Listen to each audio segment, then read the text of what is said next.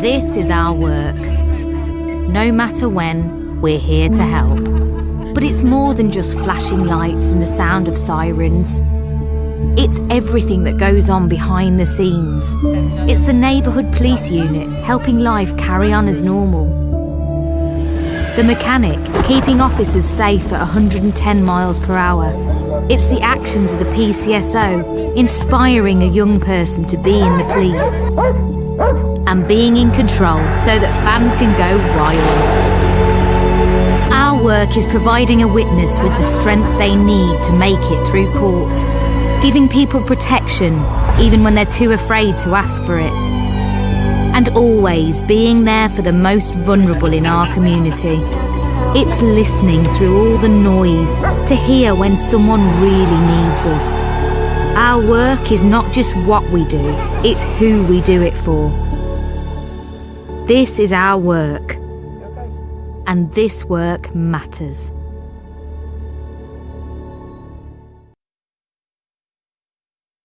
A life in the Royal Air Force is not all about the job that you do. It's about the people you interact with, the places you get to visit, things you get to see, and the activities you get involved in. Last summer, we met a whole host of people who found their sporting passion here at the RAF. Do you think, had you not have played football, you would be as good as you are at your job? She said she was good. I like this one, it's nice. It is relaxing, isn't it? Come on, that beat you. And now, over the next few days, we're going to dive into the lives of 3 of these women to see what they get up to. From the day job to getting out on the pitch, it's all a big part of their life in the Royal Air Force.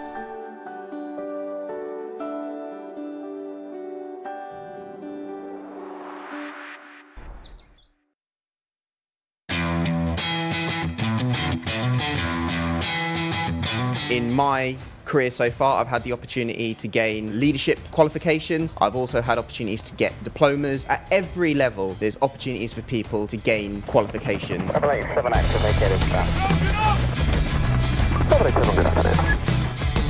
If you didn't do so well at school, you're not academically inclined, don't worry, it's a team effort to get you to the level. If perhaps you're away at sea and you want to spend a bit more time on a particular subject, get GCSEs or A-levels, we can work with you in the education centre to get you those qualifications. I know people who have done GCSEs at sea as well.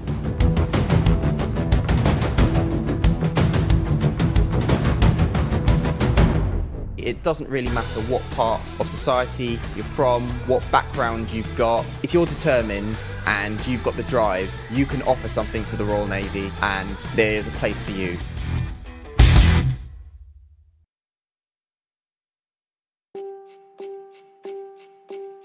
I chose to do an apprenticeship with the Environment Agency because green apprenticeships, I believe, are the future for education, and being able to not only learn the theory behind environmental protection, but actually putting it into action, quite a rewarding experience. I'm Shay, I'm 22. My official title is an Environmental Practitioner Degree Apprentice. So my role day to day, it's hybrid working for one, so 2 days a week I like to go into the office, which is in Westminster. I get the train out from Essex, it takes me about an hour. I get in about 8:30, I'll log on, and what my day role includes is I review planning applications that are sent by local authorities in the South London area, and they will ask us for our advice on potential environmental impacts that these applications may have. Our main remit is flood risk, contaminated land issues, biodiversity issues. You have to be really organised and on top of your game. I virtually have a full-time job as well as doing the degree 1 day of the week, so I lose a day of that week to do the full-time job. However, the Environment Agency are so supportive of the apprenticeship. They understand that it benefits us both if I do well in this apprenticeship. So we have a constant mentor throughout the course of the apprenticeship. So over the 5.5 years or so that it is, there's one constant mentor which is solely there to help me with all things apprenticeship. The good thing about my role is that I didn't need prior experience. So I joined in September 2020 and the Environment Agency had an idea of they wanted to rotate the four of us into different teams every 6 months on a semi-permanent basis to broaden our experiences and our understanding and knowledge of all the different ways the Environment Agency works. My advice, if you're considering working for the Environment Agency or DEFRA, just go for it. It's such a great place to work, there's so much support available, there's such a great ethos. You come first. Although the environment is very important, you have to look after yourself first, and that is a big part of the company culture. Well-being is at the forefront of everything that the Environment Agency does, and that includes you as a person. You're not just another number on the spreadsheet.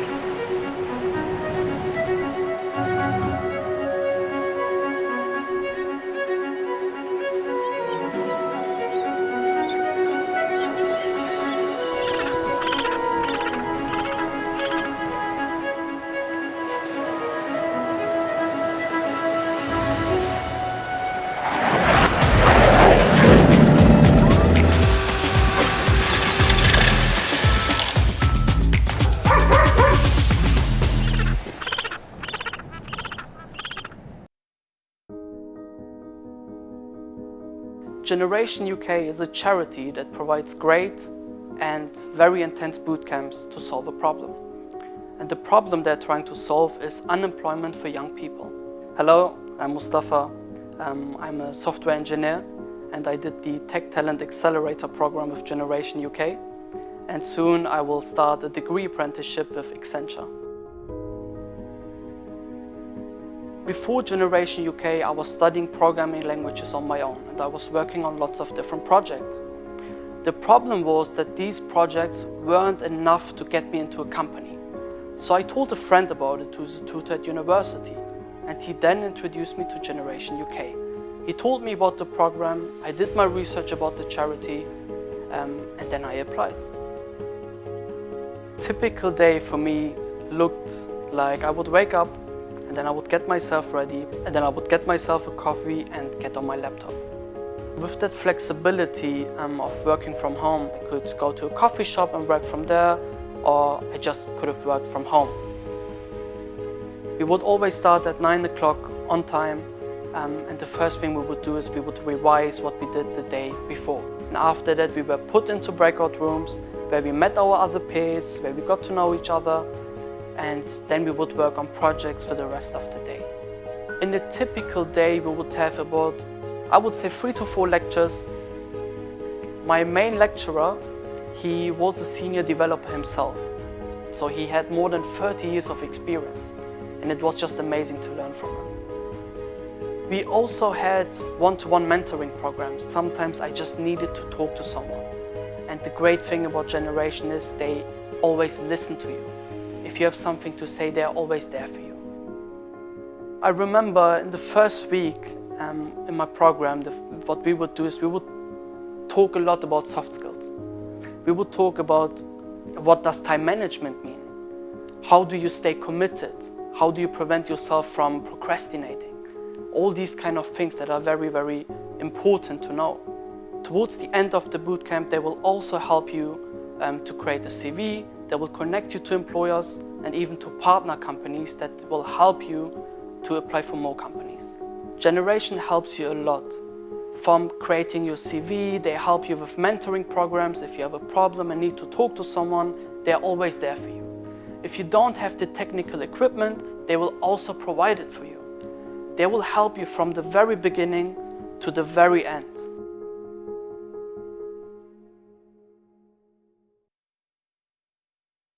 Hello and welcome to Race to Your Career, the podcast series brought to you by the British Horse Racing Authority's Careers and Racing team. My name's Noor and I'll be your host as we dive into the world of horse racing. What would you say is the most enjoyable aspect of being part of the youth collaboration group? It's a rubber lawnmower. He's actually been nicknamed Fred. Weather can be such a challenge. Hello, little buddy.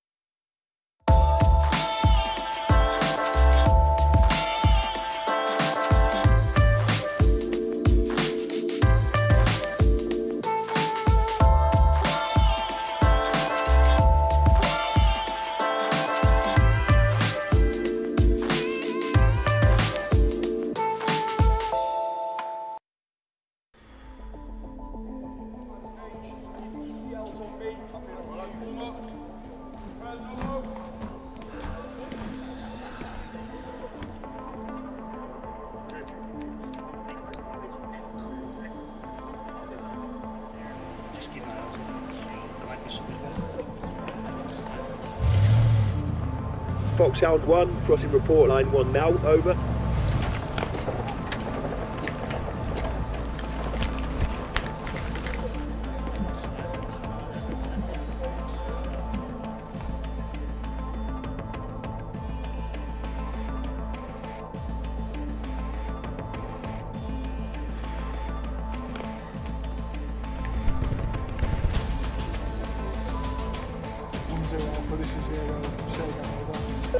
My location grid, Tango Lima, here to 7. Havoc 1-1, this will be a Type 2 control on coordinate. One time playaway 4 with a 15 millisecond delay. Havoc 1-1, push ready.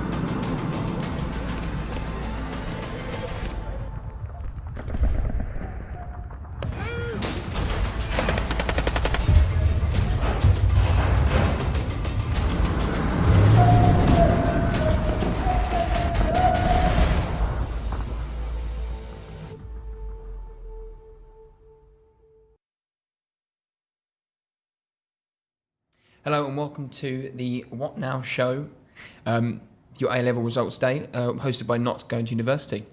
We're here to help you explore your options now that you've got your exam results, and to do this, we're going to be joined by a whole heap of guests. I'm Harry. And I'm Ethan. And today's schedule, we're going to go through at 12 o'clock, the RAF to explore a host of careers open to you, then followed by 12:30, where we're going to be looking at the West Midlands Police and the service and opportunities involved with today. Followed then at 1 o'clock, the Navy are going to be telling us about careers at sea. And to finish off at 1:30, we're going to be speaking to Not Going to Uni's very own Connor Cotton and going through how you can get yourself on the career ladder today. So if you've opened your exam results today and decided that maybe the traditional university route isn't for you, then stick around, because we're here to help you find opportunities right now. It's not about what's next, it's about what's now. Those tuned in on YouTube, our chat box is open for questions and engagement, and if you're tuned in via the website, you can explore available opportunities right now. Before we get started at midday today, we're going to take a look at some of the different opportunities available on the Not Going to Uni website that you can apply for right now. All right, well, I guess let's kick off then with a careers in racing. If you've ever had an interest in horses, anything equestrian related, or you want to check out this new podcast series, the Careers in Racing team that are quite literally launched this week. Hello and welcome to Race to Your Career, the podcast series brought to you by the British Horse Racing Authority's Careers in Racing team. My name's Noor and I'll be your host as we dive into the world of horse racing. What would you say is the most enjoyable aspect of being part of the youth collaboration group? It's a Roomba lawnmower. He's actually been nicknamed Fred. Weather can be such a challenge. Hello, little buddy.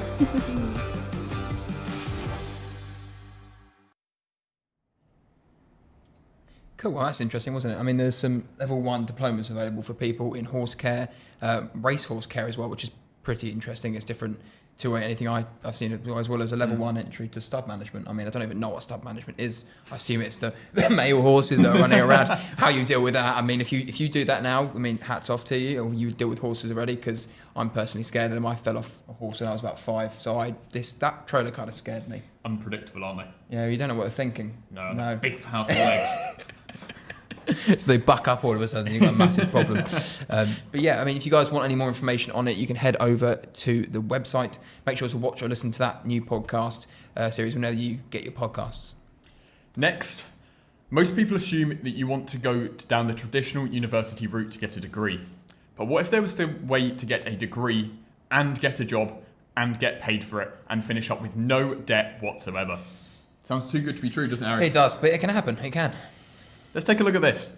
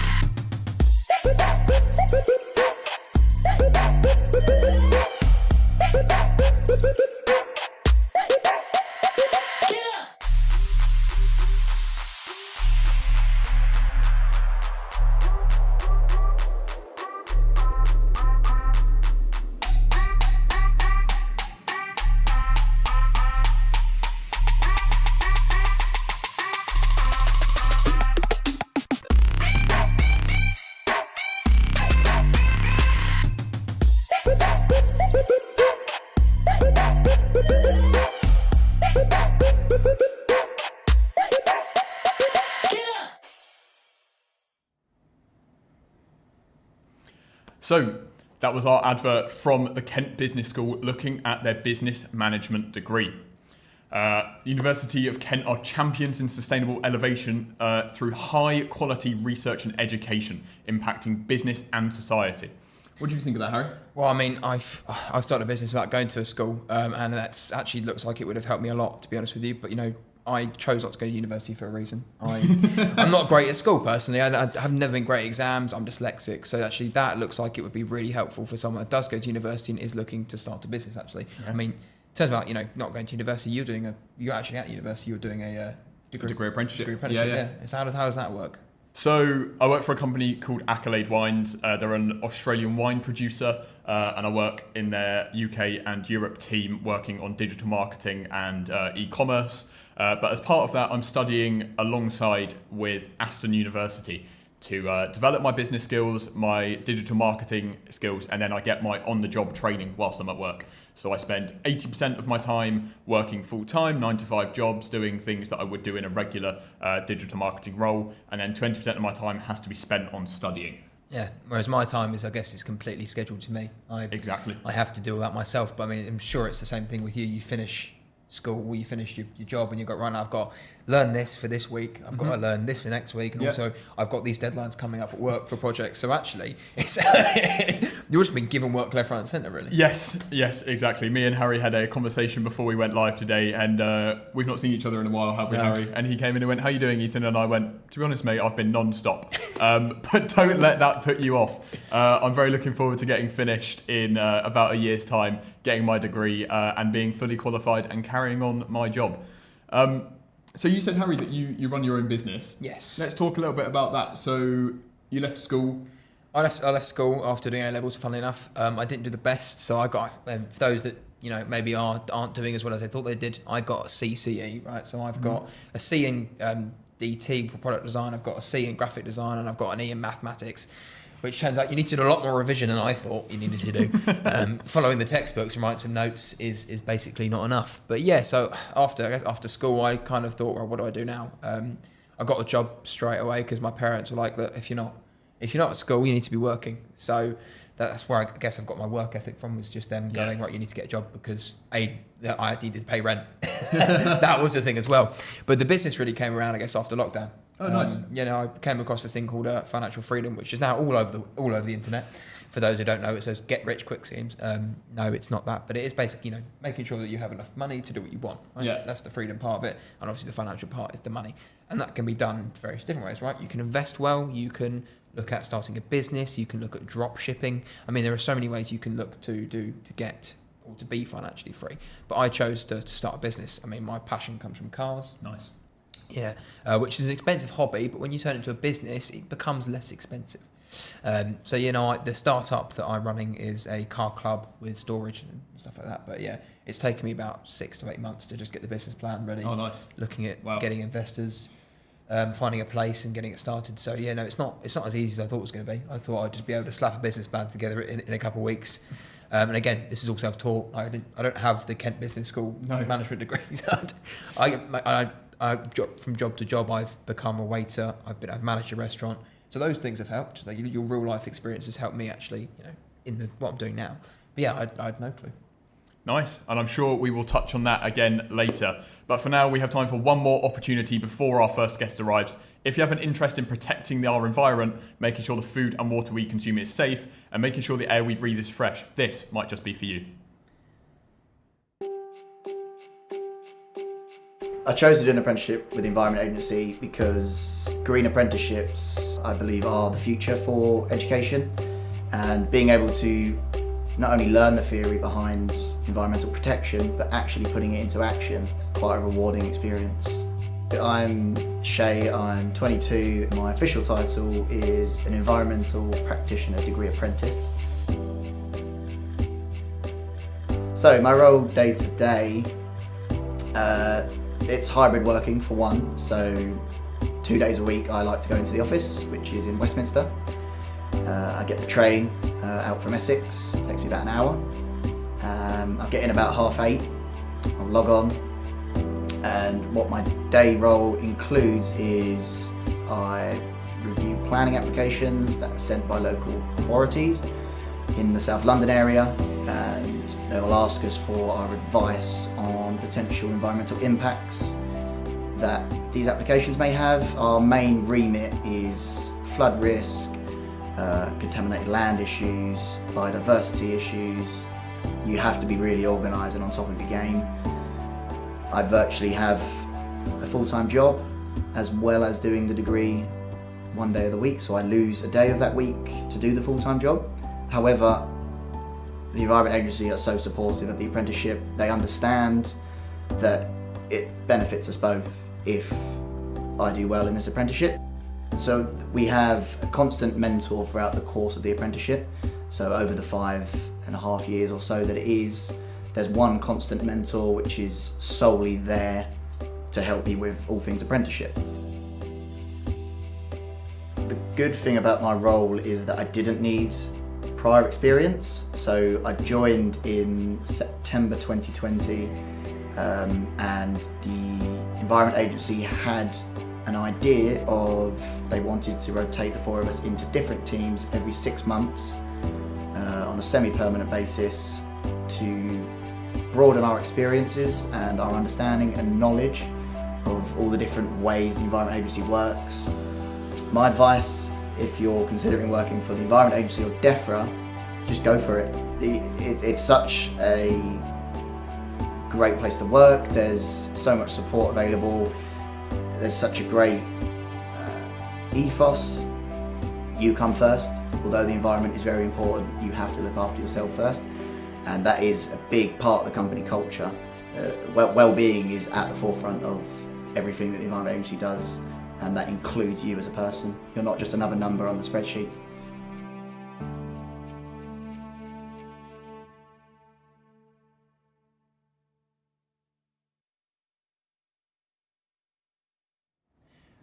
Cool. I mean, that's the Department for Environment, Food and Rural Affairs. It's quite interesting because, I mean, I'm a massive fan of obviously Jeremy Clarkson and what he's doing with Clarkson Farm. I think that's doing quite a lot for farming, but this is actually interesting to see behind the scenes as well, to get more of a deep dive into, you know, the legislation that goes on behind why crops are grown at different place and time, and or the management of fields as well. I mean, yeah, I mean, I personally, it's not for me, but I'm sure if you're watching this and you do want to be involved with, you know, how farming works or where food comes from, or, you know, the actual logistics of how it gets into supermarkets, I'm sure you'd be, you know, that might be for you. But yeah, I think we just kind of always expect that food just kind of rocks up in our supermarkets and it's ready for us to go, but I don't think we ever really put the thought into where it actually comes from. No. And like you said, I think Jeremy Clarkson is doing a really good job of that.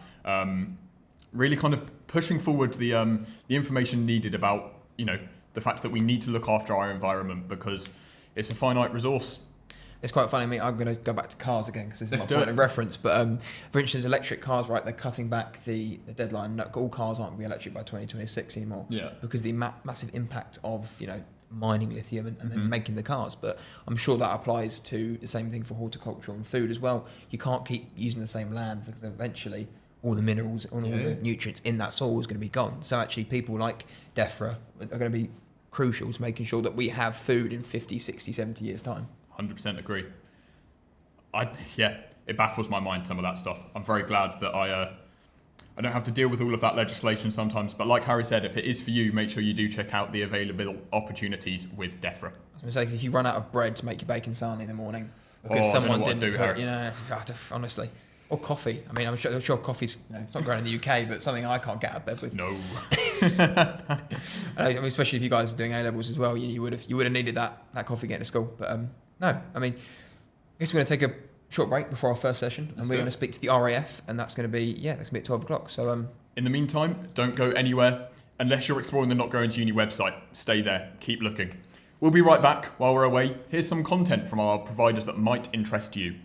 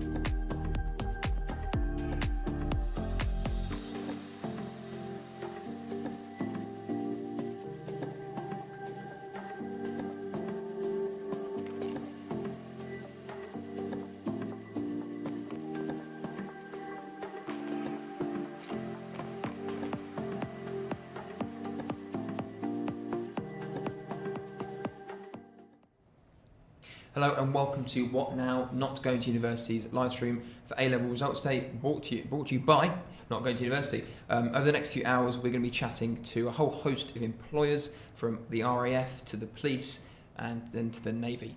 Our first guests, again, join us. They are the RAF, Royal Air Force, if you will. So let's meet them. So guys, if you introduce yourself to whoever's watching. So I'm Abby and I'm a medic in the Royal Air Force. My name's Rob, I'm aircrew at RF Bryce Norton.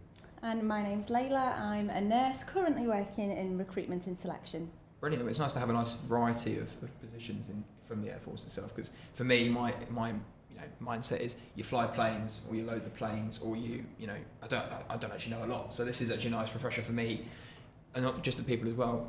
So if we want to go into it, so Layla, the RF is renowned for the apprenticeship schemes that you guys have. Can you tell us a little bit more about that as well? Yeah, so more broadly, the Armed Forces Ministry of Defence is actually one of the largest single deliverers of apprenticeships in the UK. As an armed force, we offer over 95% of our recruits the opportunity to engage with an apprenticeship or further education, and something that's always aligned with their own professional training. So in terms of apprenticeships, degree programmes, further education, the Department of Education is actually ranked as number 4 in the UK, and the Armed Forces in general, we rank in the top 100 of UK providers for apprenticeships. So yeah, we've got it really established at the moment, and like I said, lots and lots of apprenticeships out there for the people that we employ. Yeah, I know the UK is great for apprenticeships. I mean, you go all the way back to sort of every industry, but it's available to everyone. I mean, for me, I guess 5 years ago when I was looking to do this, I remember going to careers fairs and you guys being there. Well, obviously not you, but the RAF and the Army and the Marines all there, and it really appealed to me. I mean, so can you be 17 and apply? I mean, who could apply for apprenticeships? Yeah, absolutely. I mean, at the moment, everyone's getting their A-level results. The large majority of the UK are getting their A-level results. Anyone can apply to the armed forces after a certain age, and I would recommend anyone going online to see what that age is. I think the cut-off date is about 16 to 17, depending on what profession you'd like to go in. For nurses, it's 21, so they need to do that further education before they apply. But in terms of who can apply for apprenticeships, once you're in the armed forces, anyone can apply. We have over 130 apprenticeships that we offer in the armed forces. Wow. Okay, These range from aeronautical engineering, healthcare and clinical delivery and support, business administration. The levels that we offer, level 2, level 3 routinely, but we're increasingly seeing more people engaging with level 5 apprenticeships, such as air traffic control. It doesn't stop there really. We offer degree programmes up to master's level, and this is all free of charge. So make that Make the application. most of it. Yeah, no, exactly. Yeah. I mean, what can people expect when they go in? Because when I hear an apprenticeship, I'm thinking, school work, right? Is that so? What can you expect from that? Is that it's the same sort of model that industry would be offering. Something that is really quite unique to the RAF is that we use trailblazer companies in order to match the same standards of those in industry, if not better. So we know that we can guarantee anyone joining the armed forces that they will receive an apprenticeship, but it will be to the standard of any industry partner, so outside in the civilian world. That just means that once you've joined the RAF and you decide, actually, I'd like something different, and you leave your defence career, you can walk into a similar, if not better, role with the same standard of jobs and the same standard of education, as you would have done if you had have done it outside of the armed forces. In terms of the final bit of your question, it's work on the job apprenticeships. The same model applies to the same apprenticeships that we offer in the armed forces in the Royal Air Force. They are learning on the job, and we've got some amazing people that are going to be able to tell you a little bit more about how their apprenticeships worked.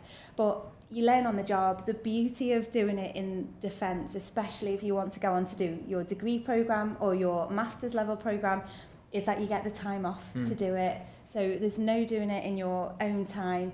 You'll have it built into your working programme, and like I said before, it's all paid for, very much supported. It's all about that development for when you leave, really. So when you leave and look at going against the private sector as well, if that's what you do on your leave, exactly. Great opportunities, I'm sure, to earn a lot of money. in defence of the private sector. On top of that, is that what you're looking forward to? Is like when I leave, there's opportunities outside. Yeah, absolutely. Yeah. That quality of life. I mean, one of the things that I particularly love about the RAF is how much they invest in social mobility. So, you know, every member of the Royal Air Force has to do numeracy skills, literacy skills, functional skills. Everybody is equipped with them. And we're a key contributor for social mobility. So if you want to start from scratch, please do join us and we will build you up so that you're really good at your job when you're with us, but also that you've got a career when you leave. Yeah, I mean, that's great. So, I mean, we'll be asking some more questions in a minute, but we're going to take a look at a slice of the life in the RAF. I mean, Lola, thank you so much for coming on and answering some questions. But yeah, pleasure. Guys, you can look at this.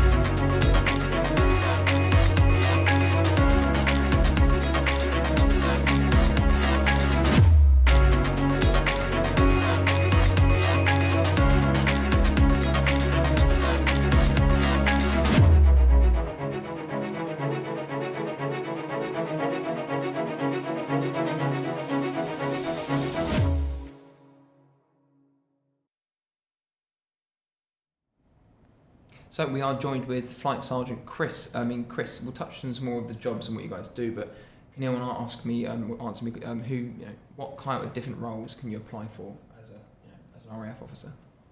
Yeah, so in the non-commissioned field within the Air Force, there's a variety of roles you can fill, whether you're a medic, aircrew, engineer, logistics, anything like that. You name it, the RAF have pretty much got it for you.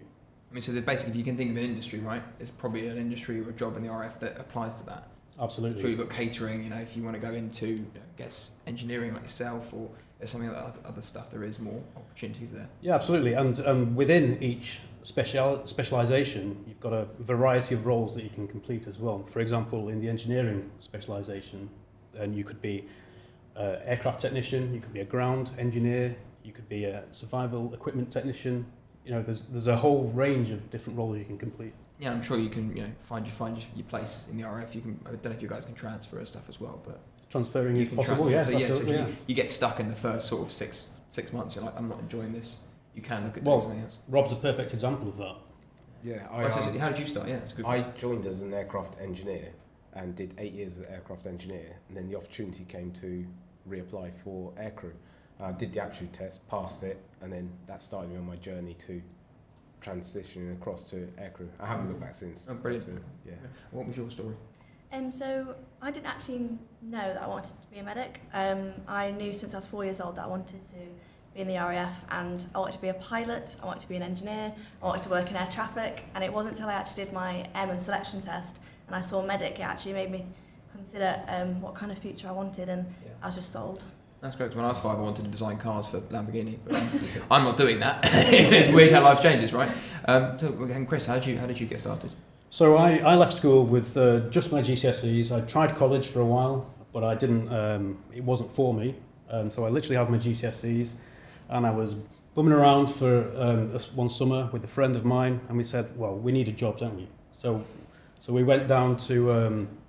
We looked into the RAF, and he joined as a RAF policeman. I joined as an engineer, and I've not looked back since as well. Yeah. I mean, so as an RAF policeman, is he just on base? Is that how that works, or how does being a police officer in the RAF work? Do you know?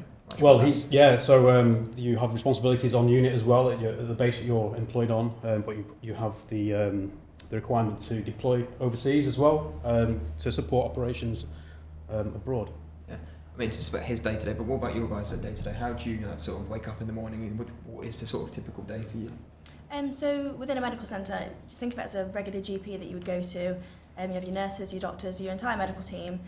So as a medic, our role is administrative. So we will look after patients' healthcare, maintain their records, but we also provide a clinical aspect as well. Yeah. So you'll see us providing medicals and running triage clinics, and just ensuring that the population we have are fit to deploy.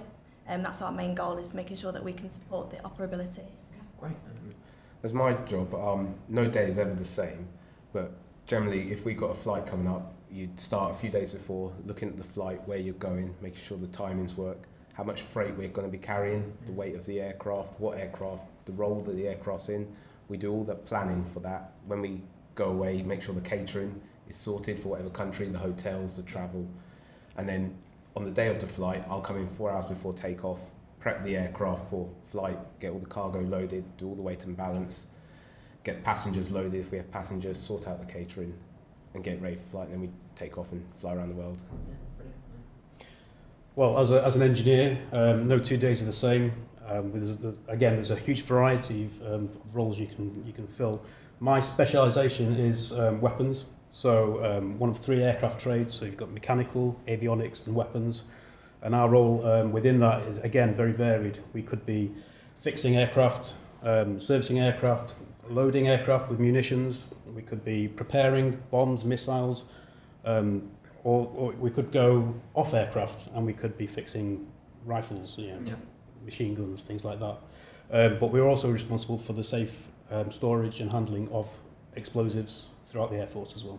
So huge variety. Yeah, I'm sure if you've ever watched a film or anything about the Air Force, there's a lot of training involved, right? You guys are probably put through the ringer quite a bit. I mean, do you guys have any memories of training, any sort of like the fitness test you had to go through? So expectation-wise, it is challenging, but it's also so rewarding at the same time. You do 10 weeks at RAF Halton, and everything is strategic. Your instructors are incredible, and they're instrumental to building you into this enlisted aviator. Yeah. I'm guessing there's some adventure training that I've heard about as well. I mean, who can tell me about that? It sounds pretty cool. Yeah, in the Air Force, adventure training is a big part of when you're going through your basic training, and then once you're finished and you're on unit, the opportunities are endless. Like any kind of sport you can think of, you can do, or adventure training. And the idea is to push you outside your comfort zones to develop you as a person. So like me personally, I've done a parachuting course, I've done mountain biking, skiing, climbing, all sorts of things, just to challenge myself. Yeah. Yes, that's available to everyone. I'm guessing you just show up, and then after training, there's adventure training. There's really, I guess, a chance to find out what you can do. And if it's not there available for you, you can organise it yourself, and then get transport. So I remember seeing some of the motorsport teams I think you guys have got as well. Yes. Some dirt biking and some GPS stuff, and those look pretty cool. Yeah, I do karting for the Air Force. I do karting for the Air Force. Yes, I travel around the country racing in the Armed Forces Championship, and then that's given me the opportunity to race in the British 24-hour race. Yeah, I guess we'll cut to what it looks like for your end of the adventure training ad that's coming up.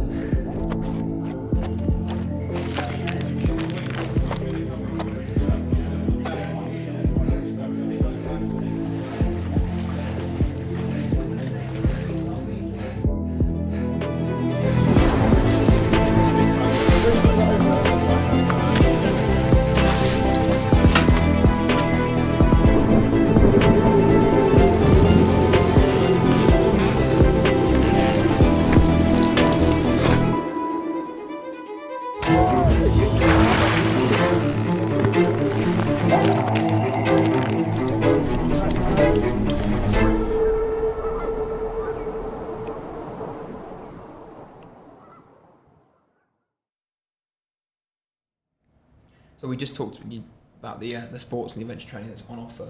I mean, do you guys do, apart from karting, is there any sports that you guys do that have been offered to you as well? Yes, so I was lucky enough to go to Austria and snowboard last year. Oh, great. Okay. I've never considered doing snowboarding before, and to do it without using any of my leave as well. So you're entitled to 2 weeks adventurous training a year, and it doesn't come out your leave allowance. So you can just take 2 weeks to go skiing if you really wanted to. I've also been on competing at inter-service level for the IF water skiing team. Which is, how does that work? So how does that? So basically it's all the services come together and you just slalom through and you just have a good go at it, and like just a competition. Olympics almost, just sort of going just on. prove that the RAF really are the best. Is that normally how it ends up? Always. Yeah. Not when I'm skiing, but... No, well, you could have said yes, no one would have known, it'd be fine. But yeah, I mean, so do you guys do any sports as well? Is there anything you've tried or been offered? For 2 times now I've done the RAF Ski Champs, which is in Austria, which is fantastic. And I can't rate it. The skiing's quite popular, is it, in the RAF? yeah. So it's a great opportunity, and it's heavily subsidised. So you do have to pay a small cost, but it's what a great couple of weeks. I mean, so I was going to say there's lots of sports available in the Air Force. Any sport you think of, there'll be rugby, football, cricket. There's a place to go if you've got a hobby. Even if there isn't, create one. Yeah, so that's brilliant. So it's almost like you've left school where clubs are on offer, and then you go, right, cool. Actually, it's the same sort of format being an adult, but it's just a bit more proactive for you. If you want to do something like, if there's not a darts club, you can go play darts. If there's not a bowling club, you can, I guess. Can you do bowling in the RF? Is a question. As a sport, as a sport, fantastic. Yeah, I mean, and just to add further to that, if, like Rob said earlier, if there isn't a club, you can create one, and there's that. Have you guys created any clubs of your own? Not personally. No. Not created them, but like I run the kart club at Bryce Norton. Okay, cool. So that's tri-service level. So how does that work? Running a club as well as doing your day to day? It's like a secondary duty. So I do it in my spare time. So after work, we'll go down to the club, work on the karts, make sure everyone's there. And is working hours roughly the same, or does it change basically where you are, or what you're doing?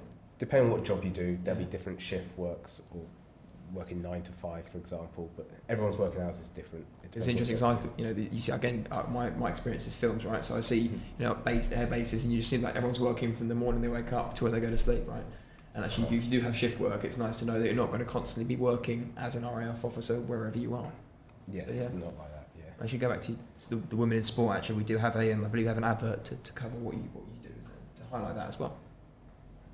A life in the Royal Air Force is not all about the job that you do. It's about the people you interact with, the places you get to visit, things you get to see, and the activities you get involved in. Last summer, we met a whole host of people who found their sporting passion here at the RAF. Do you think, had you not have played football, you would be as good as you are at your job? She said she was good. I like this one, it's nice. It is relaxing, isn't it? Come on, that beating. And now, over the next few days, we're going to dive into the lives of 3 of these women to see what they get up to. From the day job to getting out on the pitch, it's all a big part of their life in the Royal Air Force.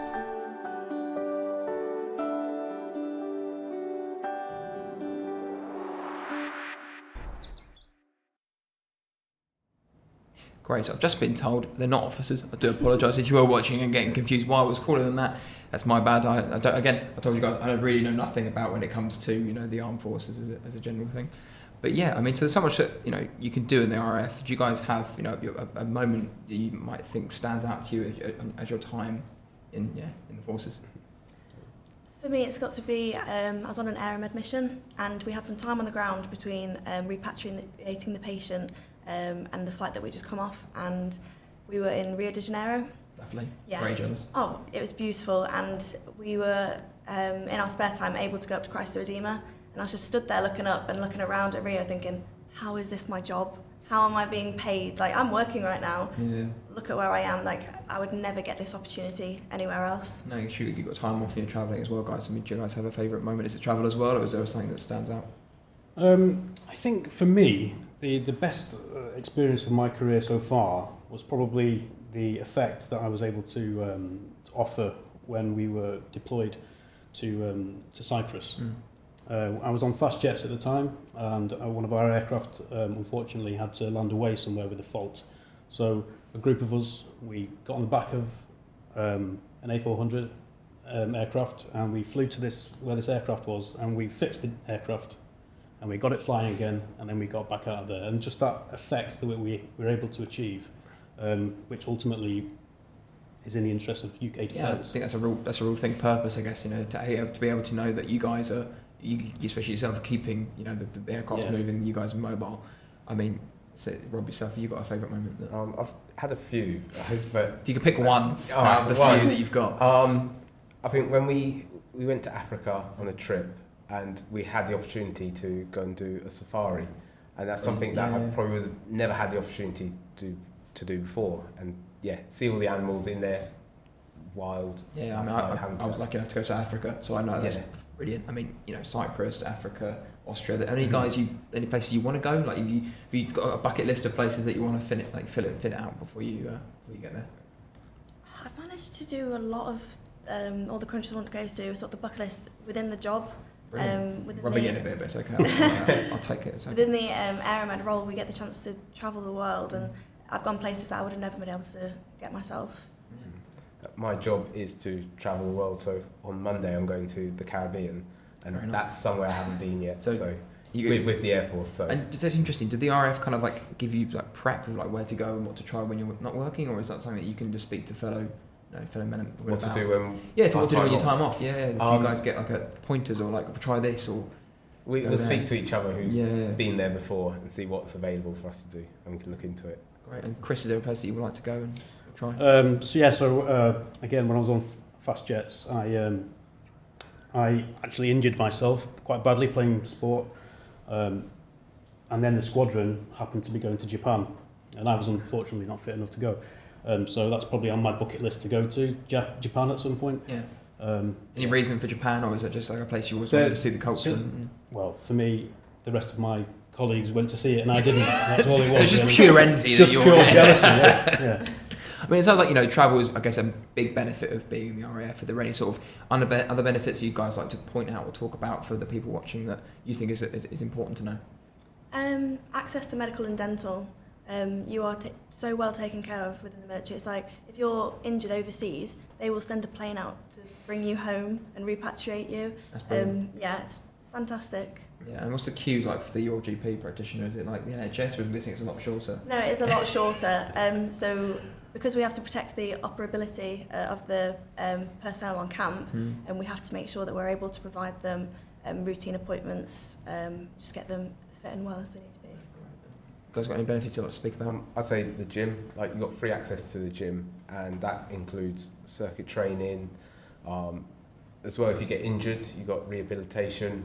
Then you've got all the different gym classes they offer, and I think that's a big benefit, as well as the sport and the adventure training that we've touched on. Yeah, you've got heavily subsidised accommodation, heavily subsidised food, but for me, one of the biggest benefits from being in the Air Force is the opportunities for education that the Air Force is able to give. For example, you get enhanced or standard learning credits that you can pay, that the RAF will give you to pay for qualifications. So I've used them to get a history degree. I'm now under the fellowship scheme that the RAF has. I'm now studying a master's degree, which is all being paid for by the Air Force. So education, travel, massive benefits. I mean, one of the places you guys can go is the Falklands. I mean, so you'll see that as well. We'll just play a quick ad about what that's like and how it works.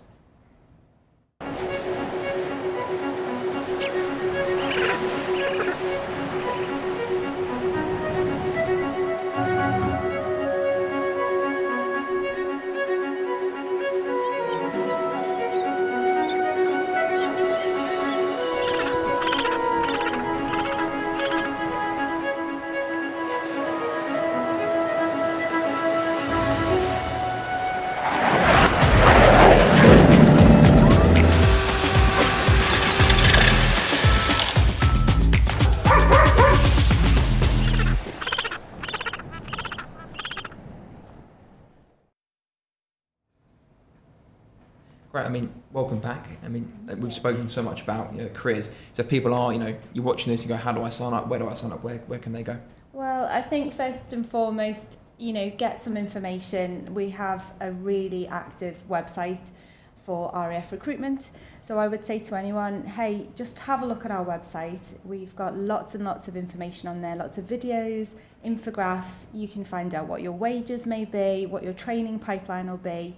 We hold multiple webinars throughout the year as well via Eventbrite. So if anyone's wanting to log in, there will be hundreds of different professions on there willing to talk to you, and you get to connect with like-minded people. For instance, I'm a nurse. I go on there 4 to 6 times a year. I'll run a webinar and I will speak to people that are interested in nursing. Equally, any sort of profession, please do have a look out. That will be advertised on Facebook, Instagram, Twitter. So yeah, get online, have a little look for yourself, and ring the number that's on that page. Yeah, I mean, if people, because I know when I applied for some apprenticeships when I was leaving school, it's quite a wait and you're quite left in the dark. Is that how it works at the RF, or what's the sort of timeline from applying to being told whether you've got a place or you've got an apprenticeship available? Yeah, that's a really good question actually, because it's so different in the armed forces. First of all, you join us and then we do that work for you. Brilliant. So it won't be a case of you making that application on your own and then joining the armed forces. You will join the RAF. Your line manager will then support you during your different streams of training in order to apply for the apprenticeship that you need to.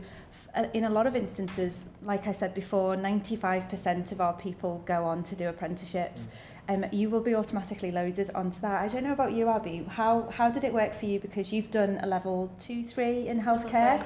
Yeah, you've done a level 3. So how did it work for you? Were you automatically loaded by your line manager? Yeah, so ours actually starts in phase 2 training. So during phase 2, you learn all about the requirements of your trade, and then this is where you gain the qualification as well. And it's something that you take with you for the rest of your career. And it's something I can use on the outside as well. Yeah, so very different in terms of the application. Sort of. We will hold your hand through that process. That's great, because like I said, when I applied, there was nothing. It was just like, here's a form, fill it out, and you either hear from the company or you don't, right? For instance, what tips would you guys give if you're going through that process? What is the sort of one piece of advice you can give to someone that's wanting to join the RAF? I would just say have a set of aspirations, short-term, medium and long-term goals. Then you're always pushing yourself to meet your targets. Just having to think of what you want to achieve in the future. Yeah, and what's just interest? What are your goals? You're coming over to the dark side, aren't you? Sorry. I am. Abigail, I'm actually in in the process of transferring to nursing. Brilliant. There you go. Coming to the dark side. Robert, yourself, what do you give some advice to get as fit as you can before you join. The Air Force doesn't expect you to be an athlete. But you shocked when you joined. Pardon? Were you shocked when you joined, and actually the fitness is a lot more than you thought it was going to be? I was into my fitness. It wasn't a massive shock, but I was into it. But for others who, if you're not into training before, it could be a big shock. Yeah. But don't be worried. Like, they're not expecting athletes. They will get you to the standard they want. But anything you can do beforehand, like start going running, start going to the gym, will help. So. Great. Yourself, what bit of advice? Well, just enjoy it. Enjoy the process. It could be for a short time or a long time, this career, but it will definitely give you something to remember. Like you've said, you've spoken to our guys here. They've got so many memories. Whatever you choose to do with your career, your time in the armed forces with the Royal Air Force, it won't be wasted. So just enjoy it. Yeah, brilliant. And I've just got one other question. If you could answer this question in one word, that'd be great. Why the RAF? Opportunities. Travel. Excellence. Brilliant. Well, up next, Ethan is going to be joining the studio with 3 members of the West Midlands Police Force. So if you are thinking about a career in policing or what that can do for you, don't go anywhere. We will be right back.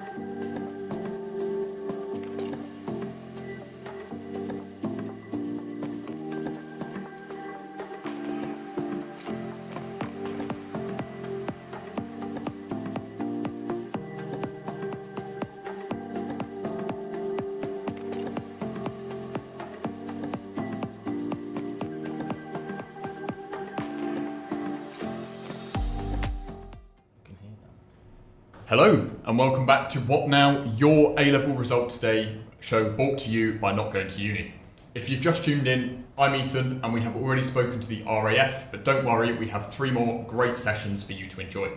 If you've missed any of today's sessions already, you can watch it back on demand on YouTube at any time.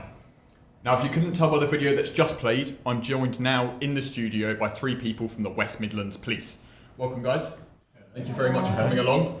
I think it's probably best if we just start off with some introductions. So if we work our way around the table, just introduce who you are and what you do. Yeah, sure. So I'm PC Henry from Sutton Coldfield Response. Been in the job about four years, touching my 5th year now. And day-to-day roles is just responding to calls, really. Nice. Hello, I'm PC Eva and I'm currently within the L&D Centre, so that's the Tally-Ho Centre, and I'm on the detective pathway. Great. Hi, I'm Katie from recruitment. I've been working there about 2 years. I'll be recruiting PCs, specials, PCSOs, but obviously we're here to talk about police officers today. So. Yeah. Well, thank you very much for those introductions. So if we start with you, PC Henry, let's talk about first what inspired you to become a police officer and join up to the force. Yeah, so I mean the main thing is definitely helping people. Sort of growing up with a big sort of friendship group and being that one person that can sort of help people. I feel like West Midlands Police is a way to sort of broadcast that on a wider scale, and especially with the role that I'm in now. If you call 999, most likely it's going to be me turning up. So that main sort of thing is getting fulfilled, really. So, but as well, sort of community engagement. So some jobs we go to, some people have some preconceptions of the police. Yeah. And as soon as they see the uniform, it's instant sort of hatred and things. I like to try and be the barrier to sort of break it down, speak to people, explain the process, and leave that job thinking, okay, well these people hated me when I turned up, but now we're best friends and happy to talk to police officers. So those are the two main ones, really. Yeah, nice. I like what you said there about there being some sort of like instant hatred or like worry when you first see a police officer. When I was driving into the studio this morning, a police car followed me in and instantly I was like, oh no, I've done something wrong, they've been following me. That's it, indicators go on. Yeah, exactly. 10 to 2, 10 to 2. Yeah. That's it. But yeah, no, it's nice to hear that you want to be the kind of the change for that and be a friendly face when people are going through some of their darkest and hardest moments. And that's it, yeah, just talking to people and again helping them. And hopefully by the time you've left, you've changed the whole mindset and you can leave a bit happier and they're a bit happier, really. Nice.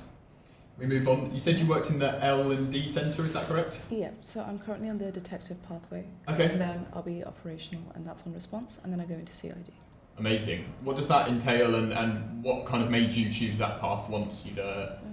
So I graduated last summer. Nice. That was in forensics. And then, so I wanted to be a forensic scientist. But when you work as a scientist, it's quite an isolated role sometimes. And so with the police, it's a much wider network. Obviously, you're working with a lot of different people, with different backgrounds. But there's no 2 days that are the same. And I just wanted something a bit more stable. Yeah. Which is quite funny to say considering every day is different. But I just wanted something with a bit more excitement. And that knowing that people have your back and you have other people's back as well. And I think the same as what PC Henry just said, it's about having, being a friendly face to people as well. Because with our job, a lot of the time you're meeting people on the worst day of their life. And it's just about being one of the small good aspects of that day for them. Yeah. If they look back, they don't want to remember the police officer that was rude to them, roll their eyes, or when they were talking, or when they're going through, again, one of the worst moments of their life. It's about being able to provide that support for people, I think. Yeah. So what would you describe as the differences between what you do now and what you wanted to do when you went into as a forensic scientist? I know that they sound very different, but for the people watching, can you describe what those differences are from where you wanted to be and what you're doing now? Yeah, so with a forensic scientist, you're basically in a lab, you're given DNA deposits, you're given exhibits, and you basically analyse those. And they were the type of people that would feed that information back to police if they give us samples. Yeah. So rather than working adjacent to the police, I decided to actually join. Okay. And yeah, so rather than being given the exhibits, I'll be the one giving the exhibits. Nice. And then on the detective pathway, so again, you investigate a crime, you know what you have the exhibits, you're given that. So rather than being a police forensic officer, I'll just be the actual detective, if that makes sense. Nice. Yeah. And so the police forensics, they'll go out at the scenes, get the exhibits, and then I'm basically following up with CCTV, talking to suspects, victims, doing the interviews. So 2 very different roles, but sound quite similar. Yeah, amazing. Yeah. And Katie, obviously today we're talking about what after school for all of those who have got their results today, and you in recruitment obviously play a big part in people joining the police. So can we talk about what recruitment means, what kind of skills you need to have, and what it means for the guys watching at home? Yeah, definitely. So obviously everyone would have got their results today for their A-levels. So we have two entry routes really for those people that have gained A-levels today. So if you want to get a degree, you can do that alongside the police. So we have the police constable degree apprenticeship. So if you really, really do want to get a degree, but you also want to be like working on the job as a police officer, then you can join using that. So you need your level 2 English and maths, and then 80 UCAS points to join on that route. And you do get a free degree as well, if that's something that you would like to do, which is really, really good. If you're not interested in going to uni, don't want a degree anymore, just want to get into the job, then you can join on our PSEP route, which is level 2 English and any level 3 qualification or 2 A-levels to a grade E and above. So obviously, with whatever kind of results you've got, we're happy to like look through, help pick the best route for people. We have got a lot of entry routes, I've just mentioned 2 there, but we've got loads of ways for people to join. And obviously, as you were saying, we've also got detective specialisms as well. So loads of stuff, we're happy to look through everything that people have that they want to send. Amazing. You mentioned there's something called, was it PSEP? Yep. Oh, sorry. So that's a police constable entry program. Yeah. So that's basically you're not getting education along the way, so you're learning on the job for that road. Okay. So they're kind of the 2 main differences. So join in to get a degree, join in not to get a degree. Amazing. Well, thank you. That was really, really helpful. We kind of touched on it in a little bit of, all of your introductions, but can we talk about the most rewarding aspect and the biggest challenges of your role? Obviously working in very different areas of the police, but I'm sure the guys at home want to know kind of the extremes and the ups and downs of what you get into day to day. Sure. So for my role, I know response, like I say, you get called to anything. So you could go to, we're saying outside someone's cat stuck up a tree, or you could get called to a very serious car accident. I guess challenges, dealing with those sort of serious incidents. You will see some things most people never see in their life, and you'll see it a fair few times, maybe in a week or a month. So dealing with that, some people do struggle. There's things in place from the job to help you with that stuff, but that's definitely one of the challenges. And then also trying to switch off from that when you go home, because obviously you've just seen something quite bad, and it doesn't really end as it's in your mind. So dealing with that, I guess, is one of the challenges. But alongside that, the rewarding bit is you've seen what you've seen, and it's what you've done to help them, and being able to coordinate the other emergency services into that serious car crash and getting that person the help they need. If it is something a bit more malice, setting up the scene where someone might come with the whole forensics option and start investigating things, and at least that family will have the best sort of outcome for what they're looking for. Alternatively, another one would be saving the cat that's up in the tree. So response, it's a completely different day every day, and the challenges literally could be anything, but there's things in place to help you sort of overcome those things, and the rewarding bit is helping the people. So. Yeah, really interesting. I liked what you said there about struggling to turn off, because I think lots of people working lots of different types of jobs can relate to that. I work in a wine company in digital marketing, and sometimes I go to bed and think about stuff I could have done differently, and I cannot imagine going home having to think about something as traumatic as you might have seen today. Yeah, so I mean there's set things in place that obviously police officers need to do, and if you use the car crash for example, your role is to sort of see if there's any victims first, and then sort of work down the list to offenders, witnesses, a whole scene. And sometimes you could be the first officer there and it's just you for a good 5-10 minutes until other people can get to you, other emergency services get to you. So sometimes you go home thinking, did I do the right thing in those 5-10 minutes? Have I done the best I can to get the sort of outcome that this whole investigation needs? It's just being able to deal with it, contact with friends and family, and you get through it. So yeah. Amazing. We'll carry on the same question as we move around the table. So the biggest challenges and rewarding aspects of what you do. I think in terms of challenges, when it comes to solving crimes, you realise that a lot of people are actually desensitized to these things. And it's about humanizing the people. So, for example, if you read the news, you see a newspaper or something, and it's about a murder that's happened, I think a lot of people forget about the family behind the victim. And it's, again, about humanizing it, realizing that there are people behind that who have been affected. And these things aren't just a one and done. It goes back generations. You know, it hurts a lot of people, and it will carry on to do that. And it's just about being able to help the right people at the right time and being the right kind of person for them at that time. So I think that bleeds into both a challenging and rewarding aspect of it. The challenging being dealing with people in their most painful moments, and the rewarding being able to do that for them. And yeah, like PC Henry said, it could be very hard to switch off, but it's about putting them first. We are in a role that's very public facing, public serving. We work for the public, and it's about being able to perform at your best whenever you can, and you can't do that if you're not able to switch off. So it's about taking the time for yourself as well, and realising that it's not just about policing the public, but police yourself, take care of yourself as well. Yeah, that's a really good saying. I think I might keep that myself. Maybe less of policing the public, but more of policing myself. And then obviously, Katie, you're working in a very different role to these two guys here, but I'm going to pose the same question to you about the challenges and rewarding aspects as well.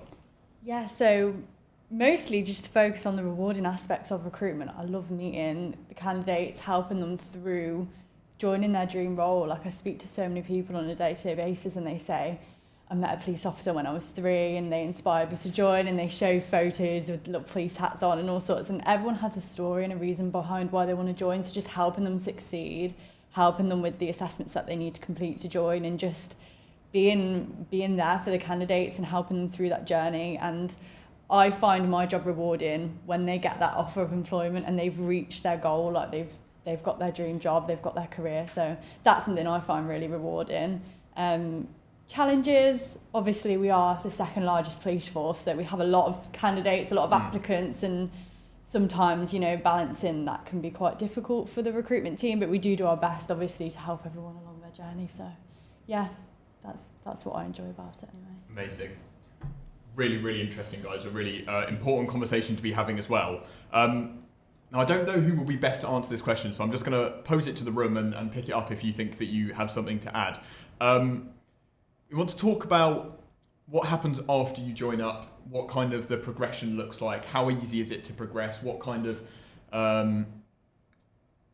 what are the tools and the skills you need to develop in the kind of the early stages of your career to progress, and then what are the routes available for you once you've joined up? So once you sort of pass the training, you do some sort of like student rotations. So you pick up the different teams. So I'm a tutor on my response shift, and we'll get students come for about 6 weeks. They'll have a taste of response, fill out their portfolio, and then they might go to CRD, for example, and do the same there, look at the interview side. Once you've done that, you then land on your substantive team, wherever you've been placed. Once you've passed your portfolio, you are free to sort of pick where you want to go. You have to apply. There's all sorts of different roles. So I know for me, the front-facing ones and response ones are, you know, your more Gucci firearms ones, traffic. But there are different teams like OSU, so Operational Support Unit, who are doing a lot right now with the whole riot scene and protests. So it's mainly them being the front ones, but also they work the football games. So if you're big on football, it's a good little department to be on. But as long as you've done your 2 years, you can start going to different departments across the same level. And then obviously, if you want to progress, you have different ranks. So you have your sergeants, inspectors, and you keep climbing until ultimately you become the top one, chief constable. And you just apply and do your portfolios, and you get through to the different teams. Amazing. I think speaking as someone who is not involved in the police at all, I think we forget sometimes that you're not just a police officer. There are lots of different aspects of it. So the people, like you said, that you see at football games or sporting events and concerts aren't the same people that you see out on the street, going to burglaries or other crimes. I'm sure you could say a bit more. That's just the front-facing ones. You could go behind the scenes, and there's all sorts of different departments that pick up the stuff after. I'd say, having recently joined the role, I'm still learning about new departments, and I'm like, oh cool, I want to do that. And then I know about something else, I'm like, oh, maybe I want to do that. I'm like, okay, so how long until I retire? So if I do this for this long and then this for this long. But recently I learned about public orders, like I was saying about the riots, and I thought that was really cool. And then I saw the shield, I was like, oh, I definitely want to do that because the shields look really cool. But I've really been interested in joining the murder squad, basically. Yeah. So that's within CID. So for me, the roles will be slightly different to what you'd have as a PC as opposed to a DC. So I'm still learning about new roles every single day. And I think I just learned about OSU as well. So every day is a school day. Yeah, exactly. There's endless roles. And then Katie, looking at kind of more like back office staff, more administrative roles, is it just very similar to any other company in terms of progression? Is it something like, where I progress through the roles and then there's kind of managers and directors and stuff like that? Or does it work in a similar way to the police force where you have ranks in terms of progression? I guess it depends. Like West Midlands Police is a huge organisation. There's a lot of staff roles as well. We also have staff apprenticeships that people may be interested in joining. And then, you can kind of just keep applying for different things. The joy of a big company is if something comes up that you're interested in, you can apply for that as well. Just keep applying for different things. There's, as you said, there's so many routes that you can go down, staff or uniformed roles. It's just so much that you can do. So kind of it is good once you're in, you kind of can see the wider picture and learn about everything that's on offer. So it is a great place to be really in terms of opportunities. Amazing.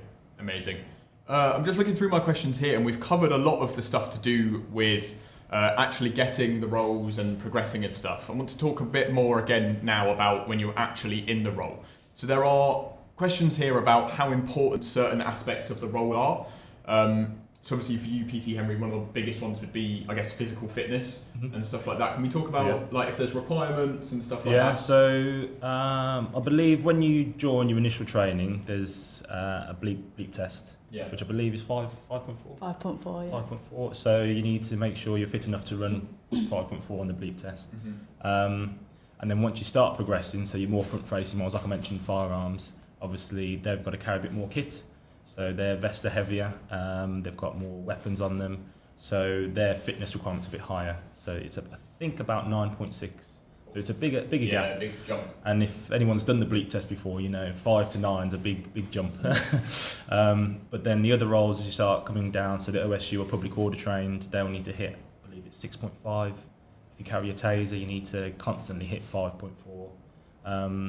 So it basically goes, the more kit you carry, the fitter you have to be. So yeah. It's interesting when you said there about the bleep test, because you said you, like most people, remember it from school and stuff like that, and as soon as you said it, I got shudders. I hated doing them at school. But at least we know that, those that are carrying more and more kit and going into more and more, I assume, like serious crimes and stuff like that, at least we know that they're at the kind of pinnacle of their fitness, and we're not going to be worried about a police officer getting left behind because he's not quite quick enough. As soon as you pass on to whichever course you're on or whichever department, if you're not hitting that sort of fitness requirement, then you either taken off until you do hit it, or they'll just say just come back when you're a bit more fit to work on your running and stuff. So if you are in that role, just make sure your bleep test is up to scratch and you'll do well. There are also accommodations as well for people who might need a bit of extra help. So rather than doing the up and down, you can also do it on a treadmill. So there are options for people as well. I think I'd prefer that one. Sit in a nice warm room rather than out in the rain and the mud. I think I'll stick with the treadmill. Oh no, we do it in the hall, it's okay. Oh, okay, we good. do it in the hall. So I want to talk about skills now. Obviously working very different roles. What kind of skills would you look for if you were recruiting for someone in your role? If you were sitting there with a bunch of candidates and you were looking for skills that you think are really important, what would your, let's say, top 3 skills be? Okay, for me, response role, teamwork is number 1. You need your friends really to help you out. Again, if we use that car crash example, there's a lot of things going on, and if you're just being a sort of solo hero, as they say, you're quickly going to sort of fall under all the work. So teamwork's definitely 1. Approachable, I say, is definitely 1. And I would say just determined to get the job done, really. Definitely top 3 for me. those are definitely skills that I look for in a police officer. Yeah. I'd say patience, because you never know who you can be dealing with. Some people might struggle to get their words out, struggle to describe what's happened to them, what's going on. So definitely being able to be patient, and also sometimes you just start guarding a scene for about 4 hours and you just have to think about what you're going to watch when you get home. Yeah. But again, it's just about having that patience. Another thing I'd look for is engagement, because if somebody's telling me a crime that's happened to them and I'm just rolling my eyes, looking at the watch thinking, I could be having chips right now. You know, it's like you want to be someone that people can talk to and can trust. And for the third one, I'd say, again, probably just determination, wanting not only to do the best for yourself, but for other people as well. Again, it's a public-facing role. You're working for people. It's about doing the best for them, for yourself, and finding that middle ground. So. Amazing. I'm going to do it a bit differently. So when we're looking for police officers, the 3 things that we're looking for are communication, people that can talk to people. So we find sometimes people are very used to being on screens, phones. We want people that can engage with people in real life. Being friendly and approachable. Again, it kind of links in. Being someone that you can talk to. And then a team player. In our interviews, we're always looking for team players, people that help one another and really, help each other out. It's just a really important part of the role. You hear a lot about like the police being like a family, but you spend so much time around these people that it does become that at some point. Like the most important days, Christmas, holidays, birthdays, you spend a lot of time around them, and at some point it's like, it's a lot about teamwork. You can't solve a crime on your own. You can't deal with an RTC on your own. It's about having people behind you and being able to back those people as well. Yeah, that's really lovely to hear, because I think lots of people, well, the majority of people wouldn't want to go into a job where you feel very isolated. Obviously, there are some people that really enjoy that and kind of flourish off of working alone, but for those sitting at home, I'm sure that they don't want to, like lots of them won't want to feel that isolation. So knowing that, you know, especially when you go to, like we spoke about earlier, some of the darkest days in people's life, and you're then struggling and dealing with that trauma on your own, it's really nice to hear that you're all there for each other. You can all kind of relate to what each other are going through and help in every way you can. So that's really lovely to hear. And I suppose now we're coming to the end of this session, we would like to ask what advice you would give for anybody who's looking to join up to the police force in your role or in the police force in general. Yeah. I think for the police, you can join pretty much when you're 18, can't you? Yeah. So you can join at different life sort of experiences. I know some people who joined when they were 40, 50 odd that were on my cohort, and like we said, you can join when you're 18. So the advice would just be get yourself out there, get yourself as much experiences as you can, because it really helps you when you go and deal with certain communities, certain people.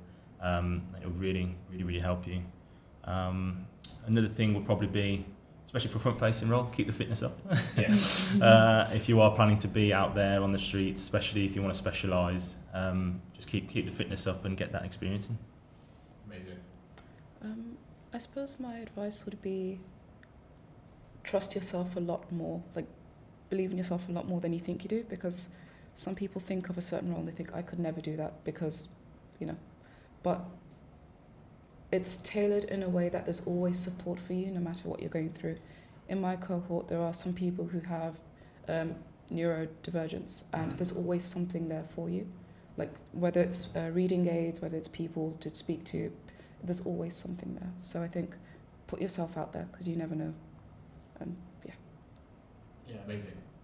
I think just apply, like we're the recruitment team, we're here to help you apply. Just if you're not sure, just apply, like, and we're here to help you. If you've got a question, email us, just do it. And like hopefully these guys have put across like you won't regret it. It's a really good job to be in and something really exciting, so just do it. Amazing. Can we touch a little bit on what the application process looks like? How, if I'm sitting there at home right now going, these guys have spoken about the police and I really want to join, what's my first steps to joining up? Yep, so if you go onto the West Midlands Police website, you can literally click apply, like obviously choose the route that you want to do. I won't lie, it is quite a long process, like there's a lot of tests that you need to do, but there is help and support along the way. So you'd apply, we'd look at your application, see everything's okay, and then you go through to complete the national SIFT, which is a national online test that every police force has to do. So you do that and pass it, you get your result instantly. And then you'll be put forward for the National Assessment Centre, which is again a national test that every police force has to do it. You get a week to do that one. It's all online, 3 exercises. So you do that, get your results back about 4 weeks later. Then you'll do an interview. So you'll come in and meet me, and I'll take you through your interview. And once you've done that, that'll be the test done. So you'll go through to the onboarding team. That's when you do your fitness test. You fill in like a medical form, things like that, vetting forms. And once all of that clears, you'll get your offer of employment as well. So that's really exciting. When people get that final offer, that's like when they're starting. So that's like the really exciting part. But yeah, it is a long process, but it's definitely worth it. And there's loads of support, particularly from Skies, to help with that. Amazing. You mentioned there were 2 tests that you mentioned, the National SIFT and the National Online Assessment Centre. Yeah. What does National SIFT just sounds ridiculous to me. What actually is that? So that is an online multiple choice ethical based questionnaire. So you do that on the College of Policing website, so you'll be guided through like how to sign up for that and things, but it's literally like they give you like a scenario or like a statement and you have to click, it's multiple choice, you have to click the one that most applies to you, and that's kind of judging your like ethical decision making. So that one's all multiple choice. And that's an instant computerised result.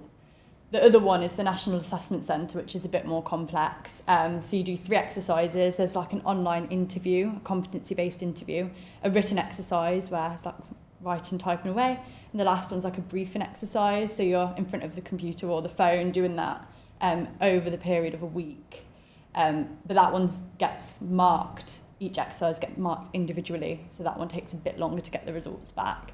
So that bit's quite painful for some candidates because they've obviously put their heart and soul into this assessment centre and they're waiting 3, 4, 5 weeks to get the results back, but it's looked at really carefully to make sure that obviously it's going through properly. It's a bit like results day in a way. You have to wait to get your results back. We've come full circle. You've recently done this, haven't you? Yeah.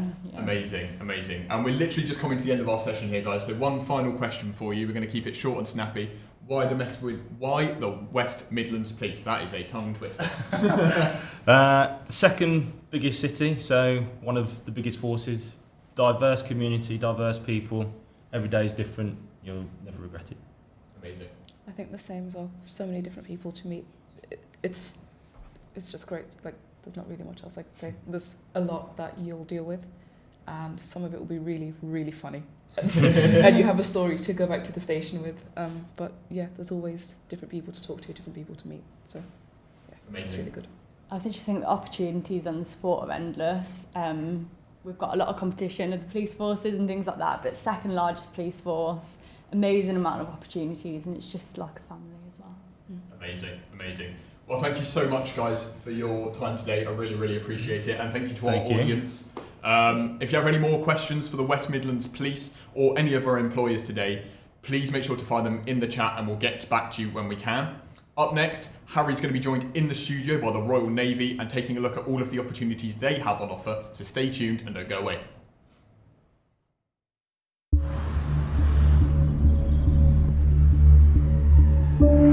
We are West Midlands Police, and this is our work. No matter when, we're here to help. But it's more than just flashing lights and the sound of sirens. It's everything that goes on behind the scenes. It's the neighbourhood police unit helping life carry on as normal. The mechanic keeping officers safe at 110 miles per hour. It's the actions of the PCSO inspiring a young person to be in the police. And being in control so that fans can go wild.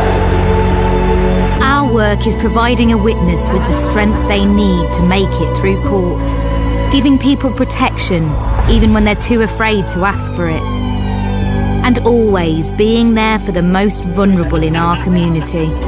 It's listening through all the noise to hear when someone really needs us. Our work is not just what we do, it's who we do it for. This is our work, and this work matters.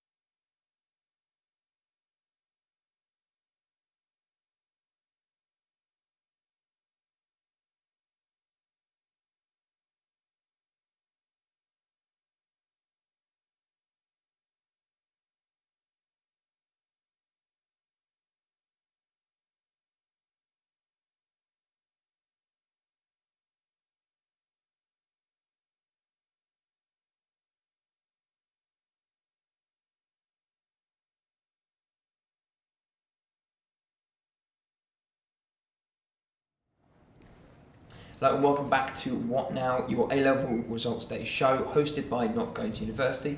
If you've just joined in, you've missed the RAF and the police, but we do have two very special guests from the Navy themselves.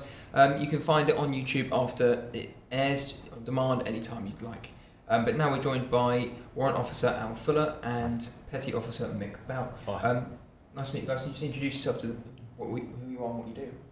Do you want to go first? No, you go first. Oh, happy days. So, Petty Officer Bell, I'm a weapon engineer for the Navy. I've currently served for 21 years, various ships from frigates, destroyers. I've managed to travel the world, 96 different countries, and so far I've enjoyed my time in the Navy so much. Brilliant. Once Officer Al Fuller, like Mick, I'm a weapon engineer by trade. I've been in the Royal Navy for 32 and a half years now. And again, you know, I've served on a variety of ships, frigates, destroyers, survey vessels, and my last ship was HMS Protector, which is the ice patrol ship. So I spent 2 years going in and out of Antarctica. Oh wow. Okay, so you've amazing. really had it. Yeah. It's been cold for most of your time the past couple of years. Well, yeah, the last 2 years have been, but it was amazing. 96 countries, you guys must have been all over the place. Do you know how many you've been to as well? Not off the top of my head, but it's pretty much everywhere apart from the Far East and Australia. Okay, cool. So yeah. When did you guys meet? I'm interested. Did you on the same ship at some point, or you do? No, we work together at the moment at the right? Engineering Special Attracting. Okay. And what is that field then? And what do you guys, as an engineer, what do you you expected to do? What, in our current role? Yes. So my current role at the minute is we are there kind of to attract or to kind of show individuals that are looking potentially at joining the Navy the career and what they can do and the way they can take their life moving forward within the Navy. For me, I kind of coordinate the Accelerated Apprentice Programme for the Navy at the minute. So I deal with a lot of applications, questions regarding am I eligible, what type of career can I move forward with, especially in the engineering environment. And then I deal with the onboarding and potentially allocation to an entry point for them to then join the Navy and then move forward with their career. I do a similar role to Mick. I oversee a lot of what he does, as well as some of the other members of the team, and help coordinate sort of our business out to schools and colleges and so on and so forth. I'm guessing it's pretty different to where how you started, right? Oh yeah, what was that like? Like the first day, sort of, what were you looking forward to? What was the sort of like? Oh, is it here? For me, when I first joined the Navy, the travel. To be honest with you, as a young 16-year-old boy. To be honest with you, I grew up in South London. The furthest I'd been to Italy with the school for about 5 days. I'd never really sort of gone and done any travelling. So for me, it was the travelling and the sort of sense of adventure. I think that I had this idea in my head. That's what the Navy was going to be. You can go anywhere and do anything. Yeah, absolutely. So for me, my reason for joining the Navy was I didn't really have much clear direction. I left school with very little in education. I was one of these people that kind of struggled a little bit. It was not necessarily the right environment for me, and I just needed a bit of structure. But for me, the selling point was the travel, earning a little bit of money. I joined back in 2003, but it was the travel and the ability to, and then potentially look at taking my career a little bit forward. But it was more the travel. So did you leave the Navy and come back then? No, this is from school. So you left school then? I left school with no clear direction, and I moved from job to job. And at the time, I was working in a video store. I seen an advertisement. I went past the career centre and thought, actually, I'm going to go and talk to one of the careers advisors in there. And he talked to me, and the selling point was he said, earn a little bit of money, travel the world a little bit, and see where it takes you. Yeah. And then 21 years later, I'm still here doing exactly the same job that he's doing now, that he was doing back then. So. It's interesting. So I mean, obviously, there's quite a lot of full circleness there. Yeah. Has the recruitment process changed a lot? So what is it like for someone that's now joining the Navy? I guess what would you go through as if I wanted to sign up now? Yeah. How would that work? So it's very different when I signed, because when I joined, you went into what we would call an Armed Forces Career Centre, and you did very much a lot of the paperwork was via. You filled it out in hand then and there. Now a lot of it is done online, and you fill out absolutely everything online. You get assigned a careers advisor who guides you through the process, and then anywhere between 3 to 6 months, you then are given an entry date for you to then join the Navy. Yeah. I mean, how for yourself? What was it like when you joined? Same as Mick, really. I mean, I used to have to go to the careers office quite frequently for sort of conversations and chats with my careers advisor. you know, because obviously the internet and sort of doing stuff online wasn't a thing back in the early 90s. But yeah, it was the same sort of thing really. So I finished school in the sort of the June, July time in 91, and I'd already started the application process, and I started it because I knew that I wasn't possibly going to do as well in my GCSEs as I could have done. Yeah, of course. So I knew what I wanted to do, the path I wanted to take in the Royal Navy. So I started the process when I was 15 and 9 months. So it was, yeah, so it was that sort of the January time, and did all the process. And then I was on holiday actually in the August, and my nan was looking after the house, and she got the phone call from the careers advisor to say I'd been offered a place, and I started the following January. Brilliant. So that process doesn't sound too long actually. It doesn't sound like you're, you know, taking a while to actually get into the Navy. I mean, for now, if I wanted to sign up now, how long would it take for me before I'm either placed somewhere or I start training? It would all depend on the specialisation you were chose, but you're looking anywhere between 3 to 6 months, as is normally about standard from start to finish. Yeah, the application form and then giving your entry date for joining. Yeah. Okay. Yeah. So does that process, you know, require much from me as an applicant, or is it something that you guys just look through, go through all the resumes, and kind of then decide afterwards? There is it's quite an in-depth process. You will fill in a lot of history about yourself, your family. You go through some security checks, fitness and medical. The area that tends to take a little bit more time is the medical process, because our doctors need to liaise with your GP, and that information flow needs to go back and forth until the GPs are happy with your medical history. And then from there, you should get your entry date. So, I mean, I've got asthma, for instance. Would that be a problem? When you do the application, a medical profession would be able to give you that answer with the answer, given the fact that exactly. It's not that bad, or if you've got quite severe asthma, precisely. And that's why the information goes between the two, because as a non-medical profession, I couldn't give you that answer. No, of course, and that's why we liaise with the professionals. So there's a lot of thought going back and forth. Exactly. Make sure that everything is filled out properly and the processes are filled to the point. Yeah. Because we don't see it as a blocker. It's so that the Navy's protected, but also you, the individual, are protected, because our environment, we require, we do firefighting and things like that, so asthma might be an issue. Interesting. Okay. So what do you guys actually do for me? Because for me, you know, there's so many different roles. Yeah. What does the Royal Navy actually do itself?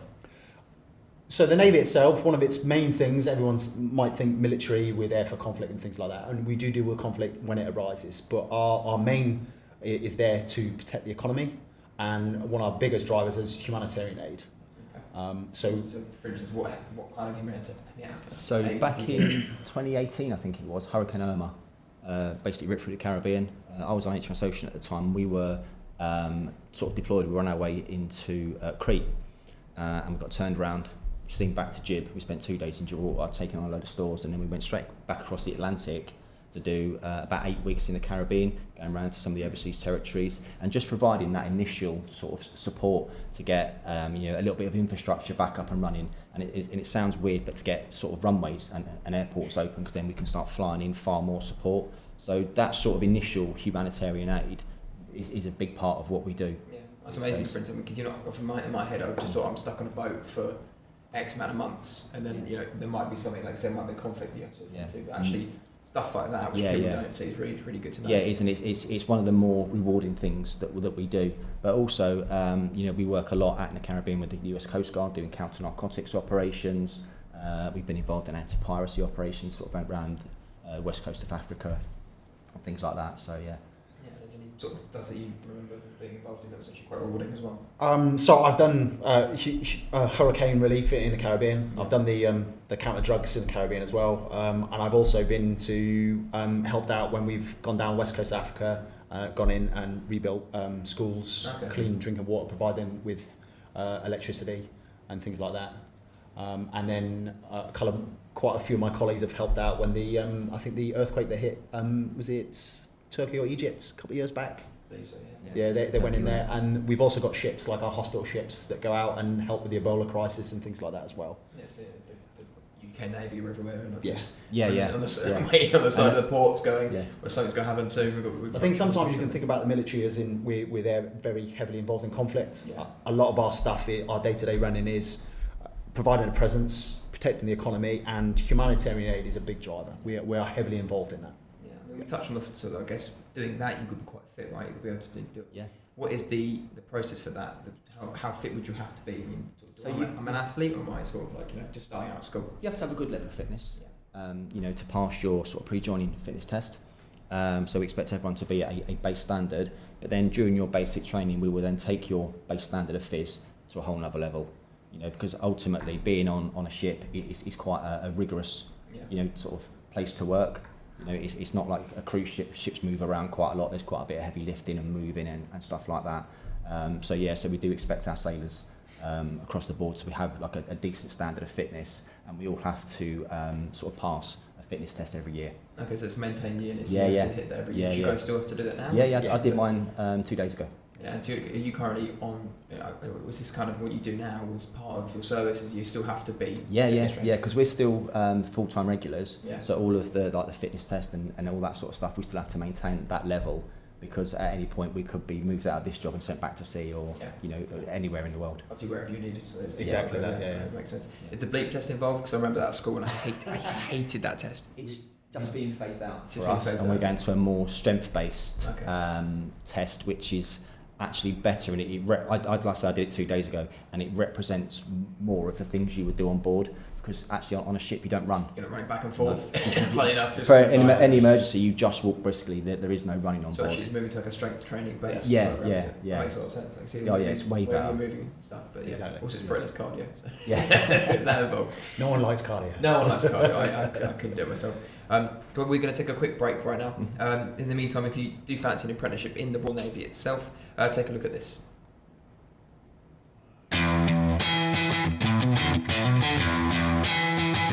In my career so far, I've had the opportunity to gain leadership qualifications. I've also had opportunities to get diplomas. At every level, there's opportunities for people to gain qualifications.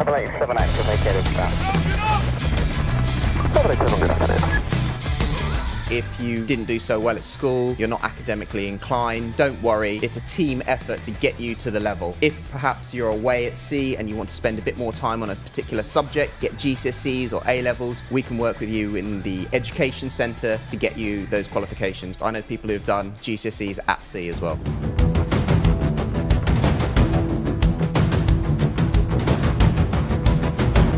It doesn't really matter what part of society you're from, what background you've got. If you're determined and you've got the drive, you can offer something to the Royal Navy, and there's a place for you.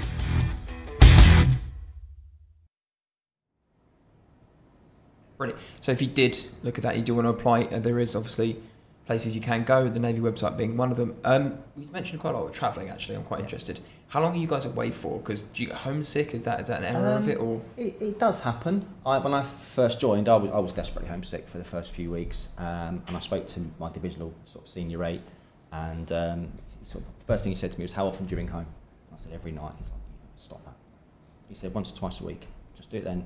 And it does, and you just get, you're always going to miss home when you're away, but it's generally the first 2 weeks.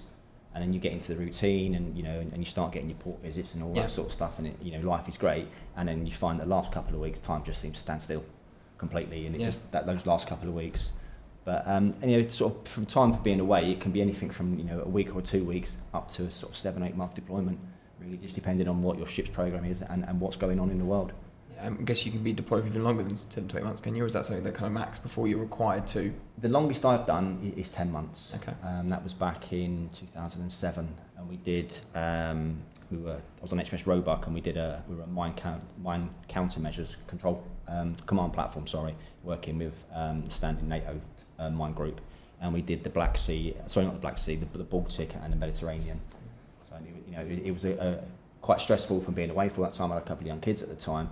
But there was a lot of port visits, and a lot of the younger lads had like the best time. I was going to say, I imagine going into the town after you'll come off the ship's quite a fun time. Yeah. Especially when you've got a lot of ships in from different nationalities, it's good fun. Yeah, I mean, do you guys, is there an area of free time and when you on the ship itself, or is that something that you do as well? So your normal sort of working routine. I mean, we do require some guys to do like a shift pattern. So our engineers that look after the engines and those on the sort of bridge watch keeps up on the bridge in the option, they work a shift pattern. But people like me and Mick, we do like what we call day working, and we're on call. So our normal routine is sort of 8 till 4. at sea. But so you'll do like your core job. Also, there's a lot of other whole ship activities like firefighting exercises, damp control, man overboard. We do flying stations, and there's a lot going on. So there's not really a typical day. We have a typical routine, whether it's a daily working, a Saturday or a Sunday routine. But what happens in that sort of those sort of working hours is different most days, to be honest with you. I guess, is there a set amount of working hours you guys have to do a week, or is it kind of changed a bit based on what you're doing and the deployment you're on? Yeah, it does, to be honest with you. It's like I say, you normally would have expected to work sort of 8 till 4, but if there's something going on and you're required to work later, then you work later. That's just how it is. That's 7 days a week, is it? No, normally is it 5? Normally it's sort of 8 till 4 Monday to when you're at sea, 8 till 4 Monday to Friday, 8 till 12 on a Saturday, and we normally do sort of 9 till 10 on a Sunday. Okay. But again, especially as engineers, if you've got work on, you've got defects and that, then you've got to work. But ultimately your boss will look to give you a bit of downtime on completion of that. Yeah, I mean, I guess you mentioned there's sort of stuff you can do in your free time. Does sports ever come up? Do you get a chance to do football, rugby, cricket? I mean, is that something like that? Yeah, so all our establishments have, grassroots sport is massive. So almost any sport you can think of, there'll be as a bare minimum a grassroots sort of team for it. And that is across such a wide range of things. Football, rugby, most ships have got football and rugby teams. And then your physical training instructor, when you get into different port visits, will try and organise a match with a local team. Okay, and interesting. Then subsequently there's a big social afterwards. Of course. So that. But we have all our ships have got gyms, quite good gyms on board. If the weather's nice, they'll do circuits on the flight deck. So yeah. And did you guys pick a sport up when you were at sea and stuff? Or? I do. So I tend to do general fitness, keep my fitness up. Yeah. A bit of weight training. Play a little bit of rugby. Now that I'm older, I pick up an injury a lot more quickly. So I tend to just stick with a little bit of cardio, a little bit of general fitness, just keep myself ticking over. No, sure. But also it just gives you. It's an area which it gives you a little bit of decompression. Kind of takes you away from your day to day, and you just forget about it. Put the music in, relax, and then go from there. But generally on boards, fitness is quite a big driver. A lot of people tend to be involved in fitness. What is that like, playing sports on a ship? I can't imagine. It's pretty good. You kick a ball and all of a sudden the ship rocks and the ball's gone off. It all depends. The thing is different. If you were to be on one of the aircraft carriers, you say about rocking, most of the time, depending on if the sea state's pretty steady, you wouldn't even know you were even on a ship. Okay. I served on Illustrious, and one day we sailed, and I hadn't realised we'd sailed because I knew we were sailing. Yeah, of course. But you didn't feel the move away or anything because the sea was so smooth. You're like, oh, we have sailed. But playing sports, sometimes they'll do football on, volleyball, cricket. It's really good. It's really good, and it gives you time. It's that team ethos. You work with everybody, but then outside of work, you come together, you play your team sport, and everyone has a laugh and a joke. It's really good fun. Yeah. And I'm guessing the equipment and stuff is all up to date. That's all kept regular. Yeah. So is the gym stuff, is that like a big building? You've got a kind of like a place inside the ship. I'm just trying to, I can't picture how it exactly works. That. And the Navy is very much heavily invested in its gym equipment. So a lot of it will be your commercial treadmills, cross trainers, weight training equipment. Yeah. I'm sure there's a lot of 17, 18-year-olds that will know if there's a Wi-Fi on this ship. Am I going to be access to the internet? There is Wi-Fi. Yeah. We're not quite at that stage where you got broadband on ships, but there is it's enough. Not a cruise ship, but no, not at all. Not by any stretch of the imagination. Also, we don't charge £12 a day like a cruise ship would do. But there is facility to a bit of WhatsApp messaging and stuff like that. But that the Wi-Fi is something that is improving. So it only came in about 8-9 years ago, I suppose. Yeah. And it was very limited and it was very slow. But obviously, as technology's moved on, we are getting better and better equipment because the Navy do appreciate that nowadays a lot of younger people, like Wi-Fi access, and like to keep in contact with home and stuff like that more often. So yeah, it's something that we are quite heavily like sport heavily invested into. Yeah, I mean, what other services there are available on board? What is there? Just obviously there's the sports. Mm-hmm. Stuff you do day to day for work. Is there any sort of amenities? I guess. We have every sort of mess deck. So that's like your sort of group lounge area. So you'll have a TV, DVD players. Most people have got laptops with like downloaded films on stuff like that. PlayStations, Xboxes. So pretty much most of the things that you've got at home, we've got at sea nowadays. Yeah. You guys are pro stick of the film Top Gun. Is that I've seen it a few times, to be honest with you. It's more the aircraft carrier ratings that are massively into it. So, but yeah. But then on top of that, we've got each ship will have like what we call a NAFI, like a shop. Okay. So you've still got the ability to buy stuff on board as well. And then from there, you can do other things. So not just the PlayStation things like you'll have.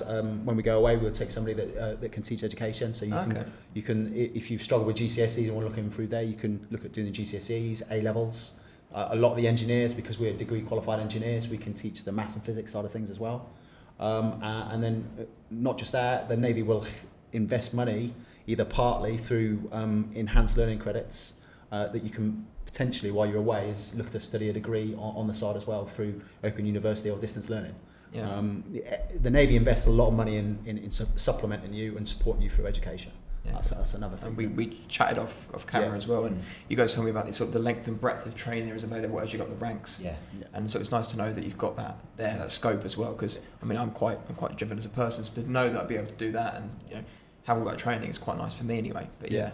Has it helped you guys knowing that as well, or is that something? Yeah, well, I joined the Navy. I didn't do very well in my GCSE, so I resat my English and Maths GCSEs sort of separately while I was deployed on different ships, and then going back and doing my engineering sort of training. I've got City and Guilds in engineering now. When they went on did an HND, so they're sort of more engineering focused. But as you become more senior, you get qualifications in leadership and management. And I've got a level 6 qualification in leadership and management. I've got a level 6 in engineering management, and they're the sort of qualifications that just come sort of without you having to do a great deal outside of your sort of core training and your work, because the training that we provide and then the work you do on board creates this great body of evidence that the Navy can submit on your behalf.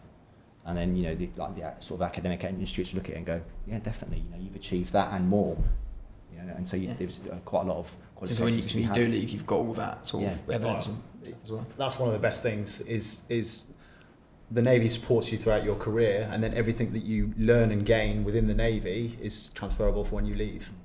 A lot of it's accredited by educational bodies within the UK. So you could be an engineer, but you've learned leadership, management outside of your skill set, and everything that you take away then follows you for when you potentially do leave later on in your life. So a diploma at sea is just as good as a diploma on the land, effectively. Absolutely. Exactly that. That's great. And the Navy will invest money in you, either fully or part funding, for additional education to supplement you within your role, but also if you want to do something outside of your role as well. Yeah, I mean, it's amazing to the extent of how it goes. I mean, if you guys watching, we've talked a lot about it, but if you do want to watch, an ad about what it's like in the Navy, you can now.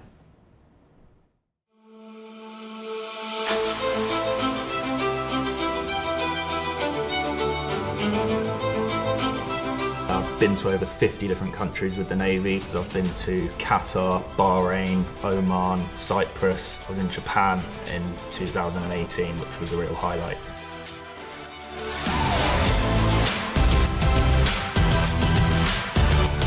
There's a huge amount of opportunity of travel, really. You can sign up for sports and adventure training as well. Skiing, mountain climbing, anything mountainy, all of it. I've had opportunities to ski in some wonderful resorts around the world. In January of 2019, I was able to partake in the Royal Navy Ski Champs in Tignes in France. It's one of those things that still blows my mind every day, that I'm in a job that allows me to get paid to do a passion I love.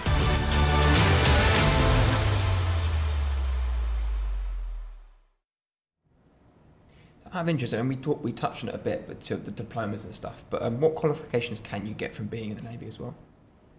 So, depending on your job specialisation, everyone starts as an apprentice, and depending which level that you come in, depends what level of apprenticeship you would start on. If you were to start at the lower end, then majority of the time you start a foundation apprentice, and as you promote, you would then progress intermediate, foundation, intermediate, advanced, and then potentially onto your foundation degree, which is equivalent to 2 years worth of university study. As an engineer, that's what we study for. If you do a catering, you would do a catering apprenticeship, and the warfare do their own apprenticeships within that. Every job role offers an apprenticeship within the Navy. But then on top of that, as you promote, you will then learn your leadership and management, and that's additional qualifications within your role and outside your core job. Brilliant. In terms of like transfer, can you transfer? So say if you don't really, you start to specialise, but actually you go, well, I don't like this. Is there room to move? Is there room to sort of change, I guess, specification or? There is an opportunity to. Obviously, it depends very much on manning. And if you're in a branch that is, say, short of people, and you wish to move into a branch that perhaps is slightly overborne, then I won't say that there's not an opportunity, but it might not happen as quick as you want it to. But you know, the Navy do sort of realise that people, they're our greatest asset. We need to keep good people.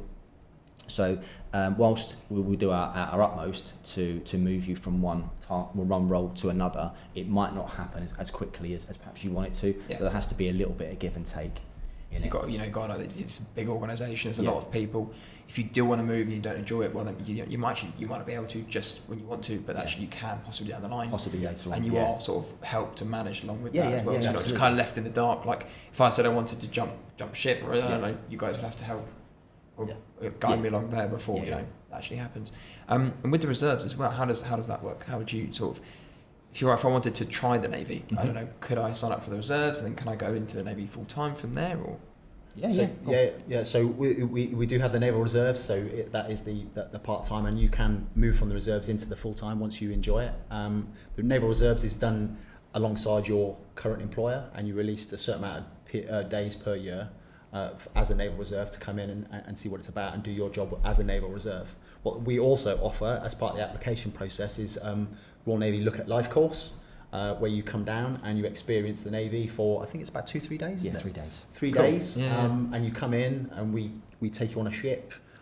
We show you one of our naval establishments and some of the equipment. You talk to people within the Navy, and they'll guide you through some of the process, what it's like being on board, and just kind of educate you a little bit about your potential decision of moving forward with either looking at joining or maybe moving into the reserve role. Yeah. I mean, what advice would you guys give to that person that maybe wants to join the Navy and is thinking about it? I would go for it. If you've kind of not too sure, have a look at life, and then go down there. Then talk to individuals like myself and my colleague, or people down at our training establishments that'll give you a bit of advice, because they're the people living and breathing it right now. But on the website, there's a thing called the Role Finder. Role Finder. Yeah, okay. and it'll ask you, I think it's 7 questions, and it's nothing personal. It's like, are you a thinker or a doer? Do you like working in a team or on your own? And it's questions like that, and you answer it, and then the website looks at your answers and it says, well, I think you might be interested in these jobs. And normally it flags up about 12 to 15 jobs. And I take my laptop to some of the careers conventions we go to, and every time I get people to do it, there's always at least one job, and they go, that sounds amazing, you know. And sometimes you get guys that go, I want to be an engineer, and then they go, actually, I want to be a biomedical scientist on a submarine. And it definitely does sort of, if you're a little bit unsure, it will definitely spark your imagination. So I can't sort of sell that part of our website enough, really. Yeah. Well, guys, thank you so much for being here, and to you that watching and listening, thank you so much for watching. If you have any more questions for Royal Navy employees, you can sure to find them in the chat. I'm guessing and we'll get back with them when we can. But up next we have Ethan and I are going to be joined by Connor of Not Going to Uni. We're going to be chatting about the Kickstart and how you can get started in your career.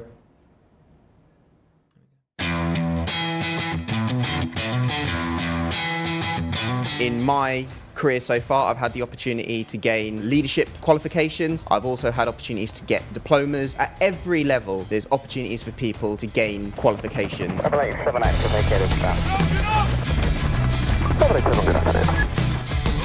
If you didn't do so well at school, you're not academically inclined, don't worry. It's a team effort to get you to the level. If perhaps you're away at sea and you want to spend a bit more time on a particular subject, get GCSEs or A-levels, we can work with you in the education centre to get you those qualifications. I know people who have done GCSEs at sea as well.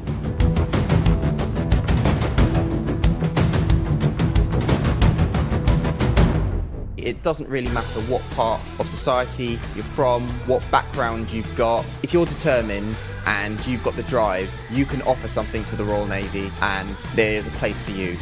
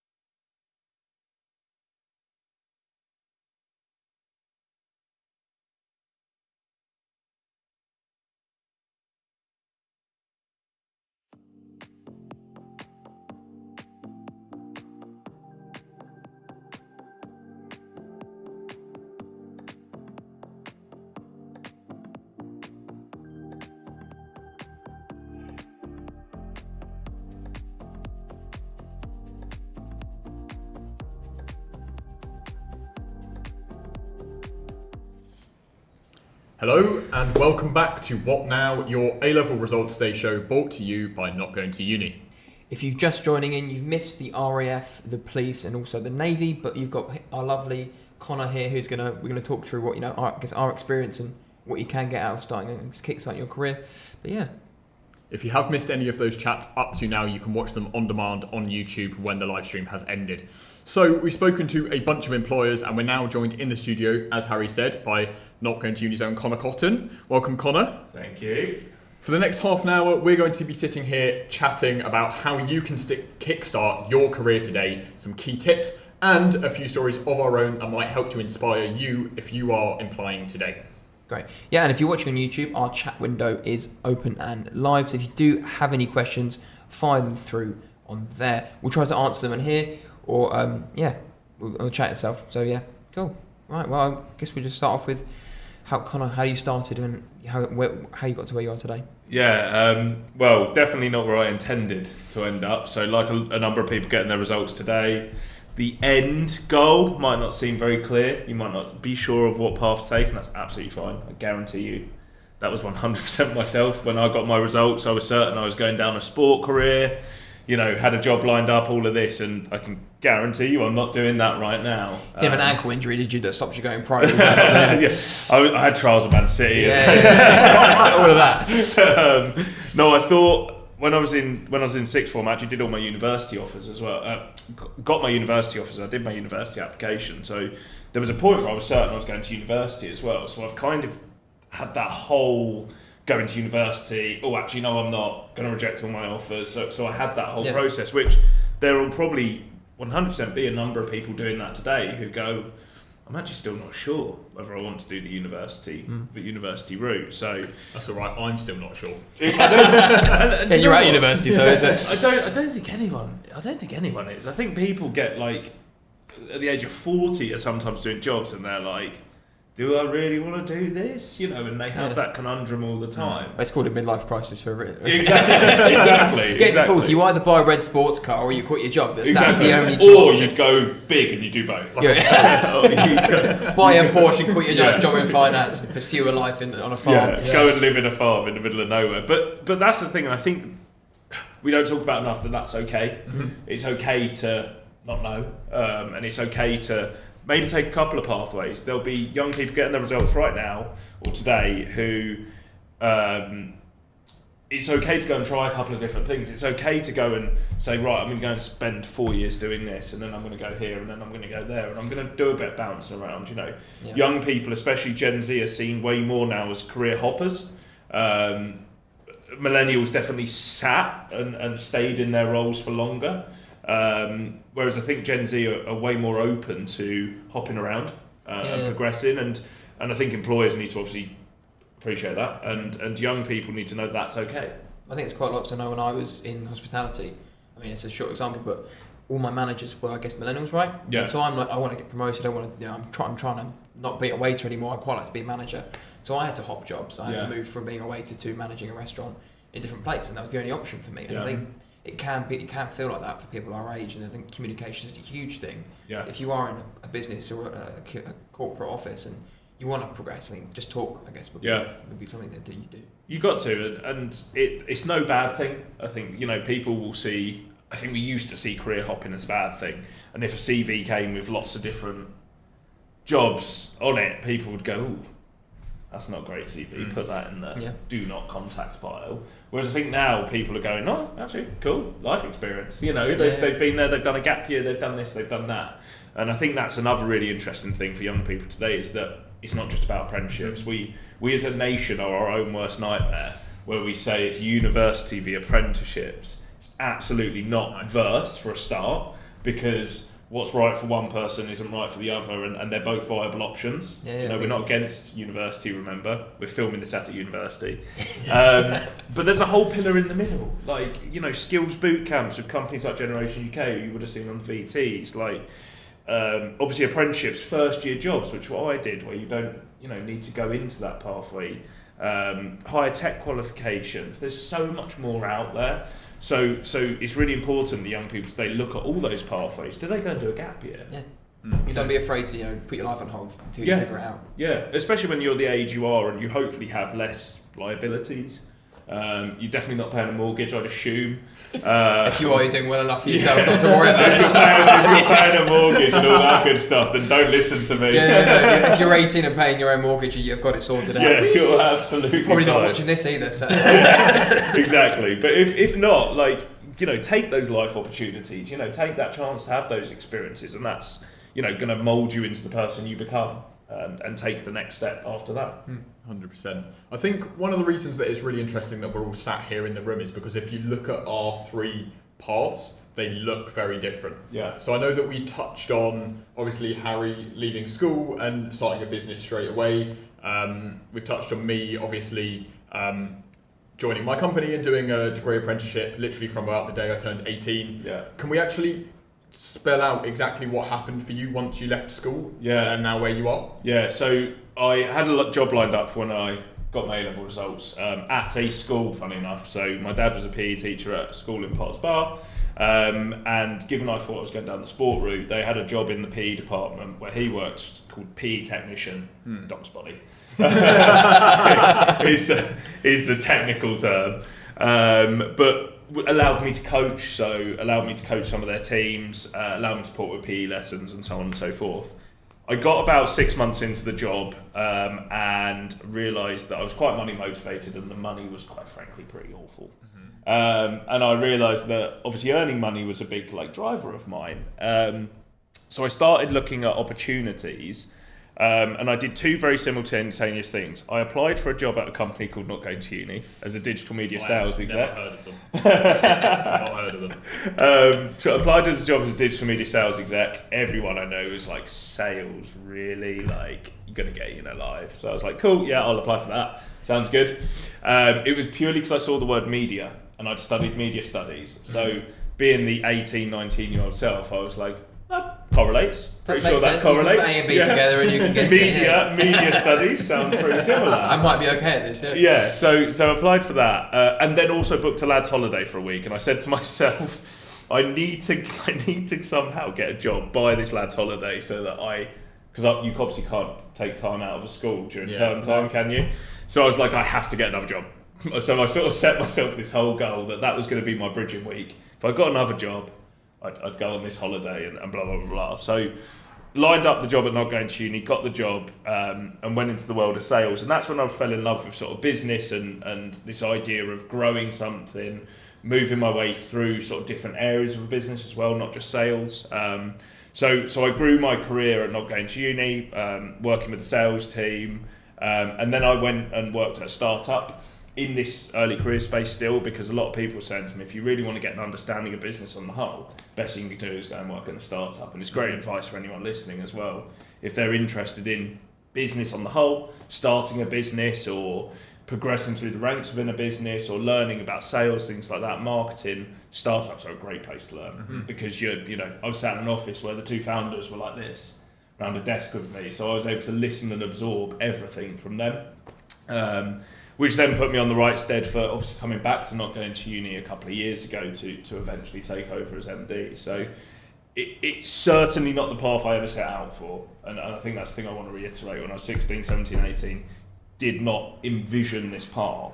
You don't want to be the MD of an early careers company. Yeah, that was not the, never would have crossed my mind.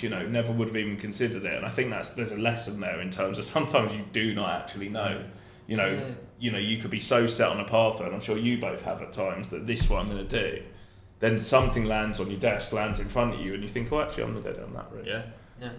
I'm a serial planner, or I used to be anyway. And I had my whole career path mapped out, and I was going to go do a degree apprenticeship at JLR. Yeah. I was then going to go work for them for a bit, and then I was going to go to the design department. I was going to go design cars. That was it.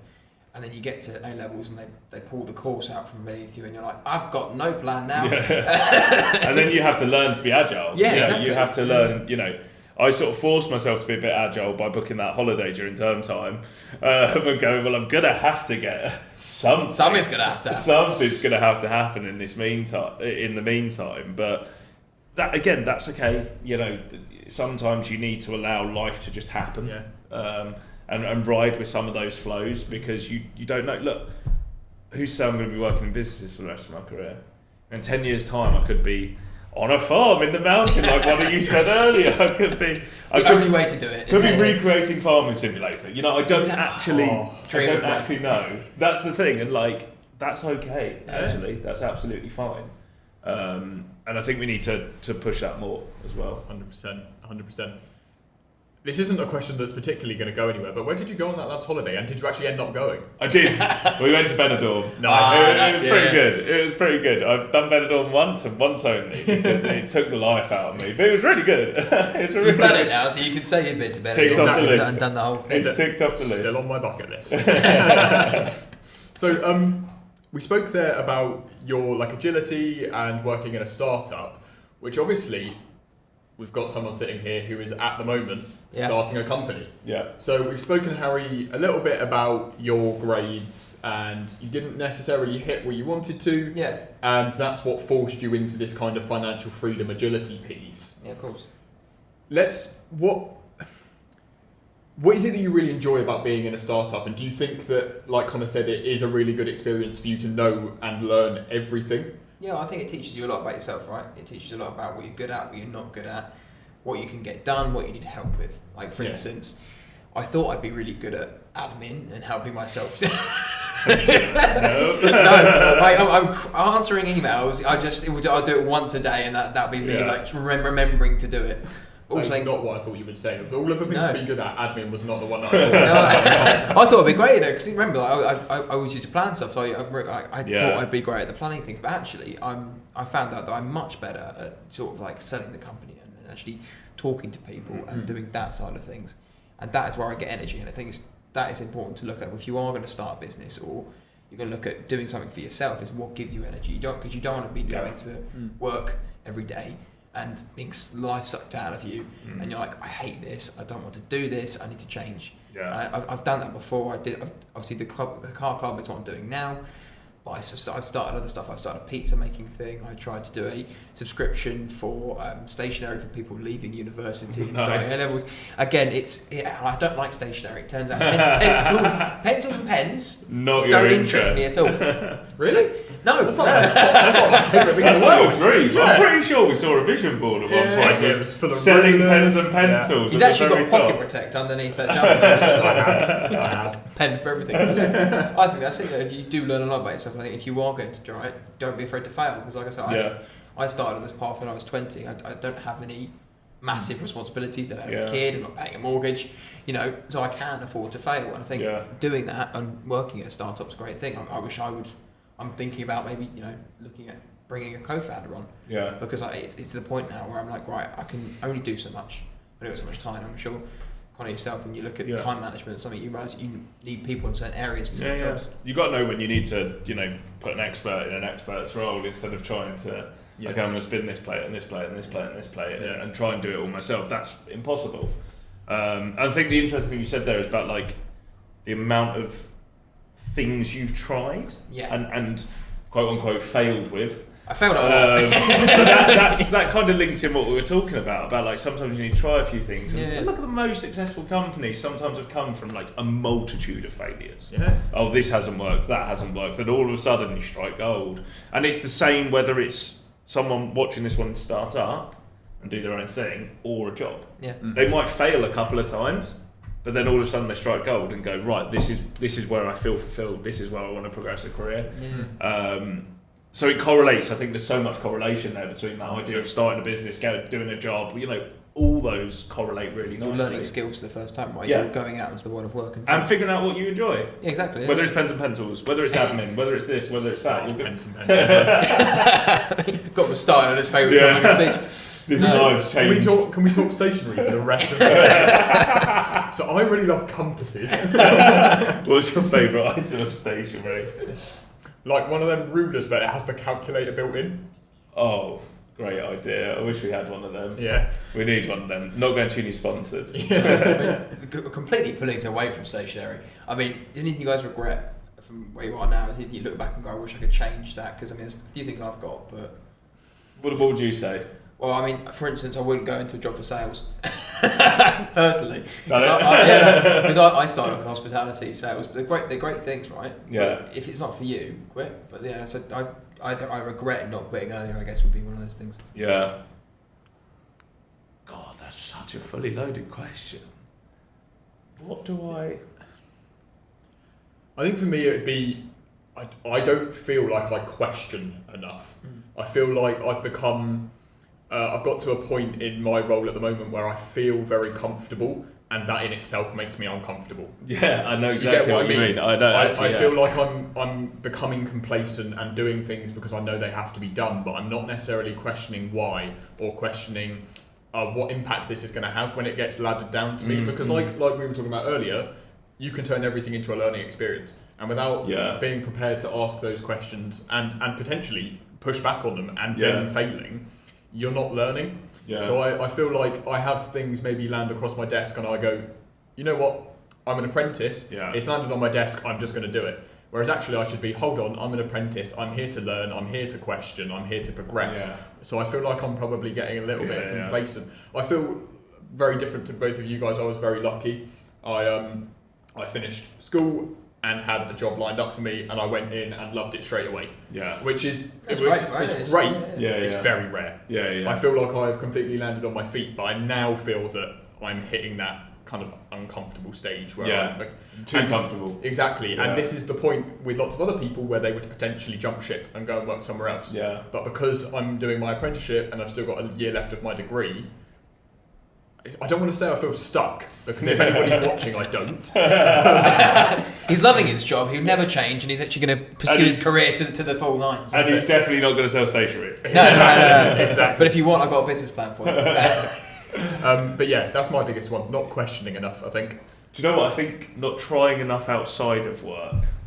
So like, I think becoming a slave to the job, be it, being the MD of a company, you'll know this as a founder, you become a slave to your, that's all you live and think about, and it's hard to remove that. But I think especially earlier in my career as well, like being too only on that and not trying new things, because that's sometimes how you find those pathways for the future, right? By doing more around work as well. The extracurricular, as you'd call it in school, we've quite spoken about with the RAF and everyone today, those wider life things they offer will often lead to people going, oh, I could do this, I'd actually like to do this full time, be it adventure training or whatever that might be. So I don't think I did that enough earlier in my career. I think I'm getting better at doing it now. But definitely regret not doing that more, because there was definitely times where I struggled, I think, in terms of being too in just the job. And that was all I thought about, and that was all that was in my head. And that brings you down sometimes, so it's important to ensure that you have that life aspect as well. I think that's something that doesn't necessarily only result to MDs and founders as well, because I find it all the time when I'm waking up and I think, oh, I've got something to do today, I'll get on my laptop, I'll work, start from like 7 in the morning, and the next time I look at my watch it's 9 o'clock at night, and I'm like, oh, it's Friday, I think about it, I'm still a young person, I should still be going out, I should still be enjoying a social life, but actually I feel so responsible for what I do, everything else drops off and my social life dips.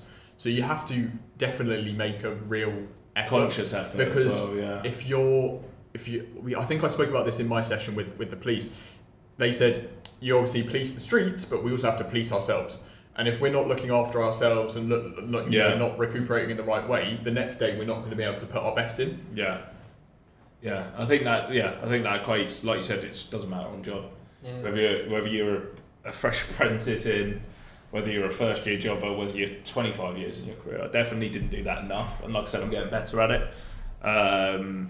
But it's something everyone needs to do more, because like I said, that's actually, in terms of career advice, how that correlates well. Like I said, how you may find a pathway accidentally by doing something. That as well, with picking up careers advice.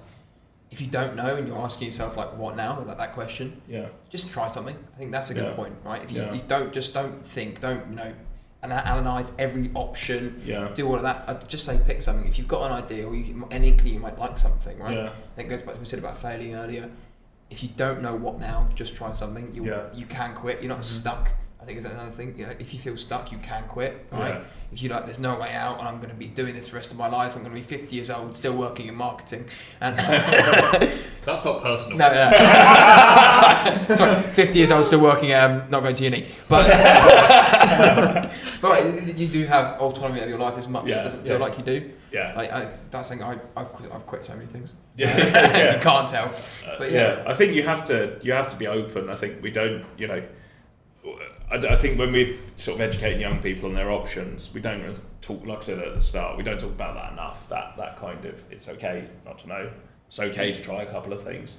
And there's so many companies, organisations out there. Like I said, there's skills boot camps, there's gap years, there's this, there's that. And things like skills boot camps and gap years are actually great because they allow you to try something without the commitment. Yeah. Right?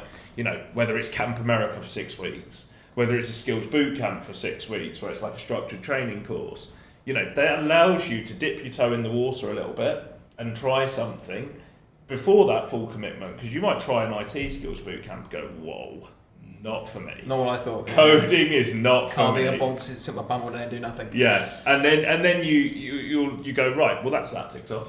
Okay, I know I learned a couple of things, and I know there's something around tech, but it's more in, you know, engineering side and this side. So then you found your pathway by dipping your toe in the water with something. It's problem solving as well. Yeah. You like solving a problem. There's so many jobs that can do that. 100%. So it's important to look at some of those as well. If you're not sure right now, but you want to try a couple of different things, things like boot camps, gap years, are great. Online qualifications are great ways of doing that without the commitment necessarily straight away to a 5-year apprenticeship. If you're not too sure, I don't know if I want to commit to 5 years at Jaguar Land Rover. I'm going to go and try a couple of things first and then come back to it. And I think we see that more and more now. I know in our ambassadors chat that we've got with, you know, all these different NGTU ambassadors, there's so many different walks there. People that went to uni, dropped out, tried it, didn't like it, dropped out. You know, people that went and did a gap year first, then came across. People that did an apprenticeship and then started their own business. You know, there's so many different pathways to take, and there isn't a right one. No, you know, not, I guess. No one should come on this live and go, what's the right pathway for me? It's like, I don't know. There isn't necessarily a right one. There's lots to pick from, though. Hence the whole what now. There's lots of options. Do you find the right one like Ethan has? I mean, you must enjoy it, right? That's something that I love my job. Yeah. I was always really worried. I used to want to be a chef. Was my first thing when I was at school. I did all my GCSEs around, this is such a mental dream, about going to Spain, opening a restaurant when I was 18 and living in Spain and just doing it all my It's good to have dreams. When you're 14, that seems perfectly viable. I did Benidorm, I hope, the restaurant. Oh yeah, obviously. So you couldn't go back in and have a reason. But I did my GCSE food tech and it's super stressful. Yeah. I don't know if either of you have done it. No. It's like MasterChef. My other half did food tech, and it's quite fine dining-y at times and things like that. Yeah, it's literally like MasterChef. You go in and they give you a plan of like stimulus, something like you've got to cook a Valentine's Day meal, and that's all you get. Yeah. You have to plan it all. You have to do tests. You have to write coursework, and you get to the end and you have 3 hours to make 3 dishes, and that's it. And I hated it. Yeah. Oh my God, I cried for about 2 hours when I came out of that exam. It was awful. And that turned me off for being a chef straight away. Then I went to college and decided, maybe I want to do something in theatre. So I did drama A level and looked at working backstage in theatres, practiced being on stage, all of these routes. And then thought, no, it's really competitive, plus really weird hours, not quite for me. And the reason that I picked both of those 2 routes is because I was really scared of doing an office job. I was terrified of doing an office job because I've always thought I'm someone who's really busy. I like to be up. I like to be about. I like to be using my hands. I like to be doing stuff. But actually, then I fell into digital marketing, and it's so cliche to say, but genuinely no day is the same. I have so many different things that come up. You've got events recently. and things like that. Yeah, exactly. I'm going to events. I'm going to shoots. I can be in the office one day and think I've just got admin and so You're on. here. Yeah, exactly. I mean, you've missed a trick. You should be a celebrity chef. Drama and food tech. I mean, you could be the next Gordon Ramsay, but... Maybe I'll leave. Leave right now. Just get up and go. Go do it. But personal branding, you know how to market yourself. Perfect. It's funny what you said about the desk jobs thing, because newsflash, I hate desk jobs, and I do one at times. Yeah. I think the thing that's changed my perception is obviously I'm quite fortunate, like doing things like this. doing a lot, just come back from Germany with the Irish, so that breaks out really nicely. But can 100% vouch for you. I think because of my age, I'm still 25. I still have ants in my pants. I still love being outdoors. I still, and I had the dreaded thing you had when I was going into that sales exec role of like, desk job. Don't know if I want to do this. Enjoy being outdoors. Blah blah blah. So I've had to find ways of breaking that up 100%. And being really truthful here to everyone. Hate desk jobs. Hate sitting on my desk. Get ants in my pants all the time. But it's about finding those methods to work around that. Like you said, no 2 days are the same, and so on and so forth. But I think a lot of young people would probably completely vouch, and you're probably the same 100% when you're leaving school. The thought of after sitting in school for however long, to sitting behind a desk is quite daunting. You're like, stuck, more of the same? Yeah. But especially when you think at school, you have things like your break time and your lunchtime to go about and run off some energy. I can't go and play football in the car park. Burn off some energy. Well, how do you know if you asked? Can you go? Too much going on. I also think I'd probably get some weird looks from some of the higher ups if I'm just standing there all home doing kick-ups, or like tennis football just against the wall. Like, on your own. Exactly. No one else there. You don't really have the chance to burn off that energy, and that's what I was really worried about. I always didn't mind school because I knew you had to be there, you had to be sat behind a desk a lot of the time, but you had the opportunities to go out and be a kid. But when you get to the office job, the only real break up from the day that I thought was walking to get your lunch. That's what you think. You think I sit there from 9 Slave till to 1. The desk. 9 till 1, 1 till 2 lunch, and then 2 till 5 back at the desk, and that's it. But it's not, and it doesn't have to be. There's also working from home, right? Like it's technically still a desk job. It might feel like at times, but you can move around the home. You've got options. You've got remote working. There are so many things that you can look for in a Netflix. job.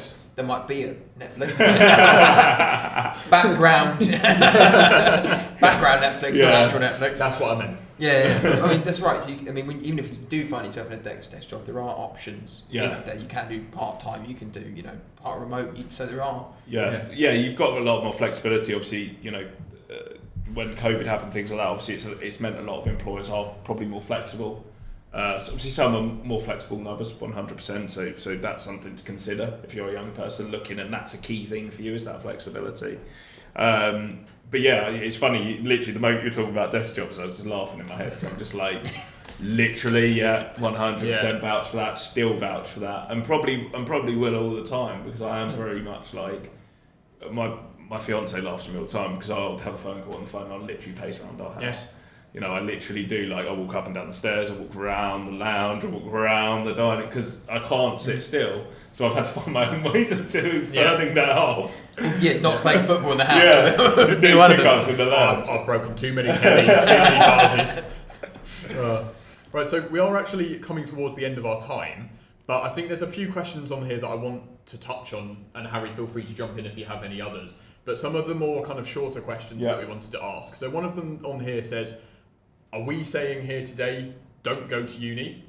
Or is there, other options? Like, what would you say is the overall message from today? I absolutely not. Don't just go, don't go to university, stop. That is never our message, because actually, like I said, there are a number of people who need to go to university. They need to get the social aspect of it out of their system. They need to scratch that itch, because it's been an itch they've had for 10 years or whatever. So I think it's important that we all know that if you want to go to uni, go to uni. If that's what you want to do, do it.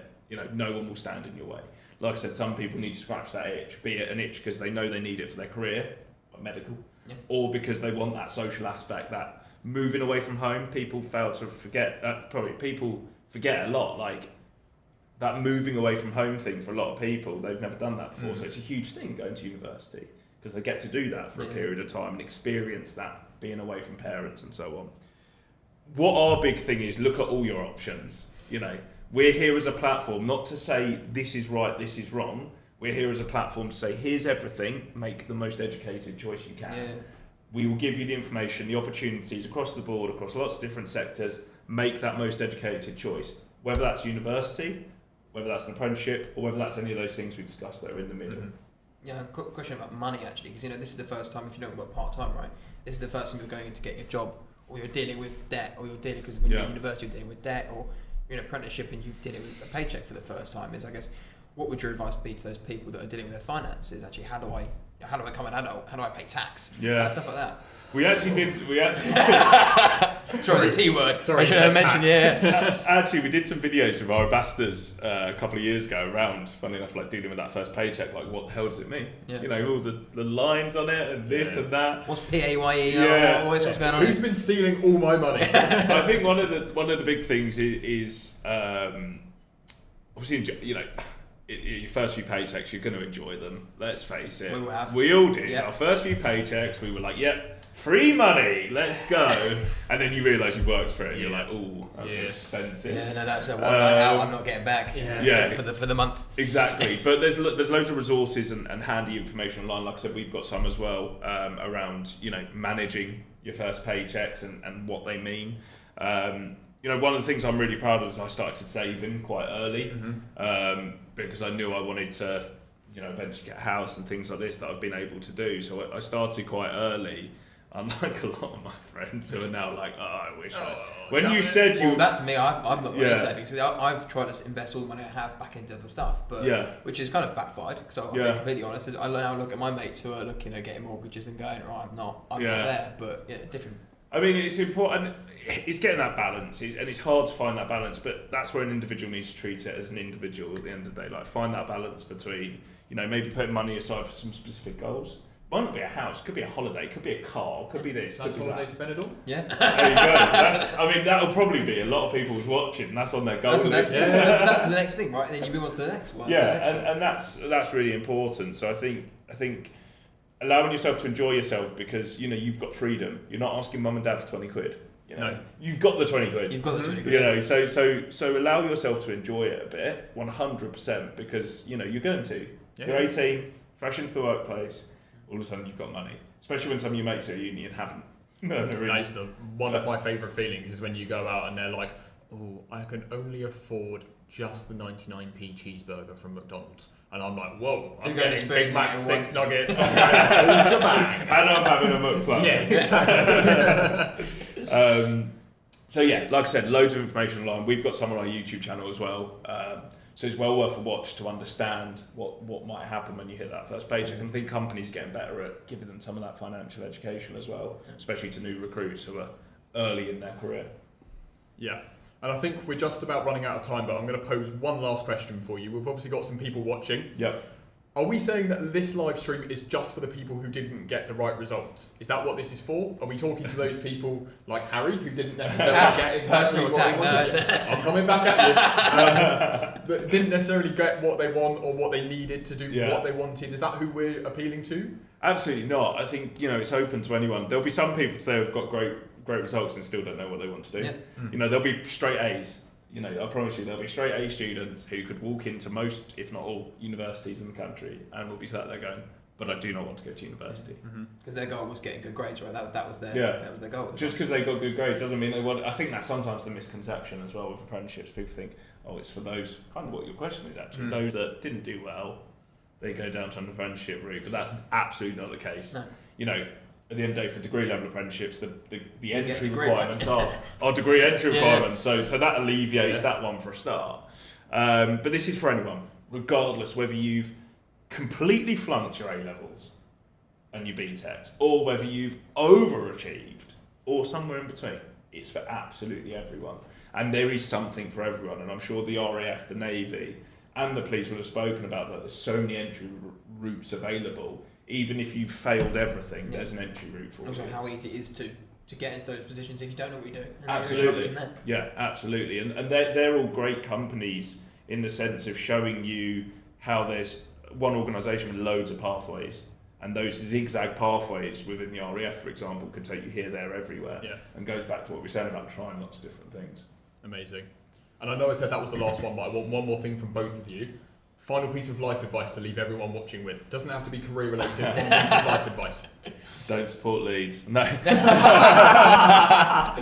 It's a sad day.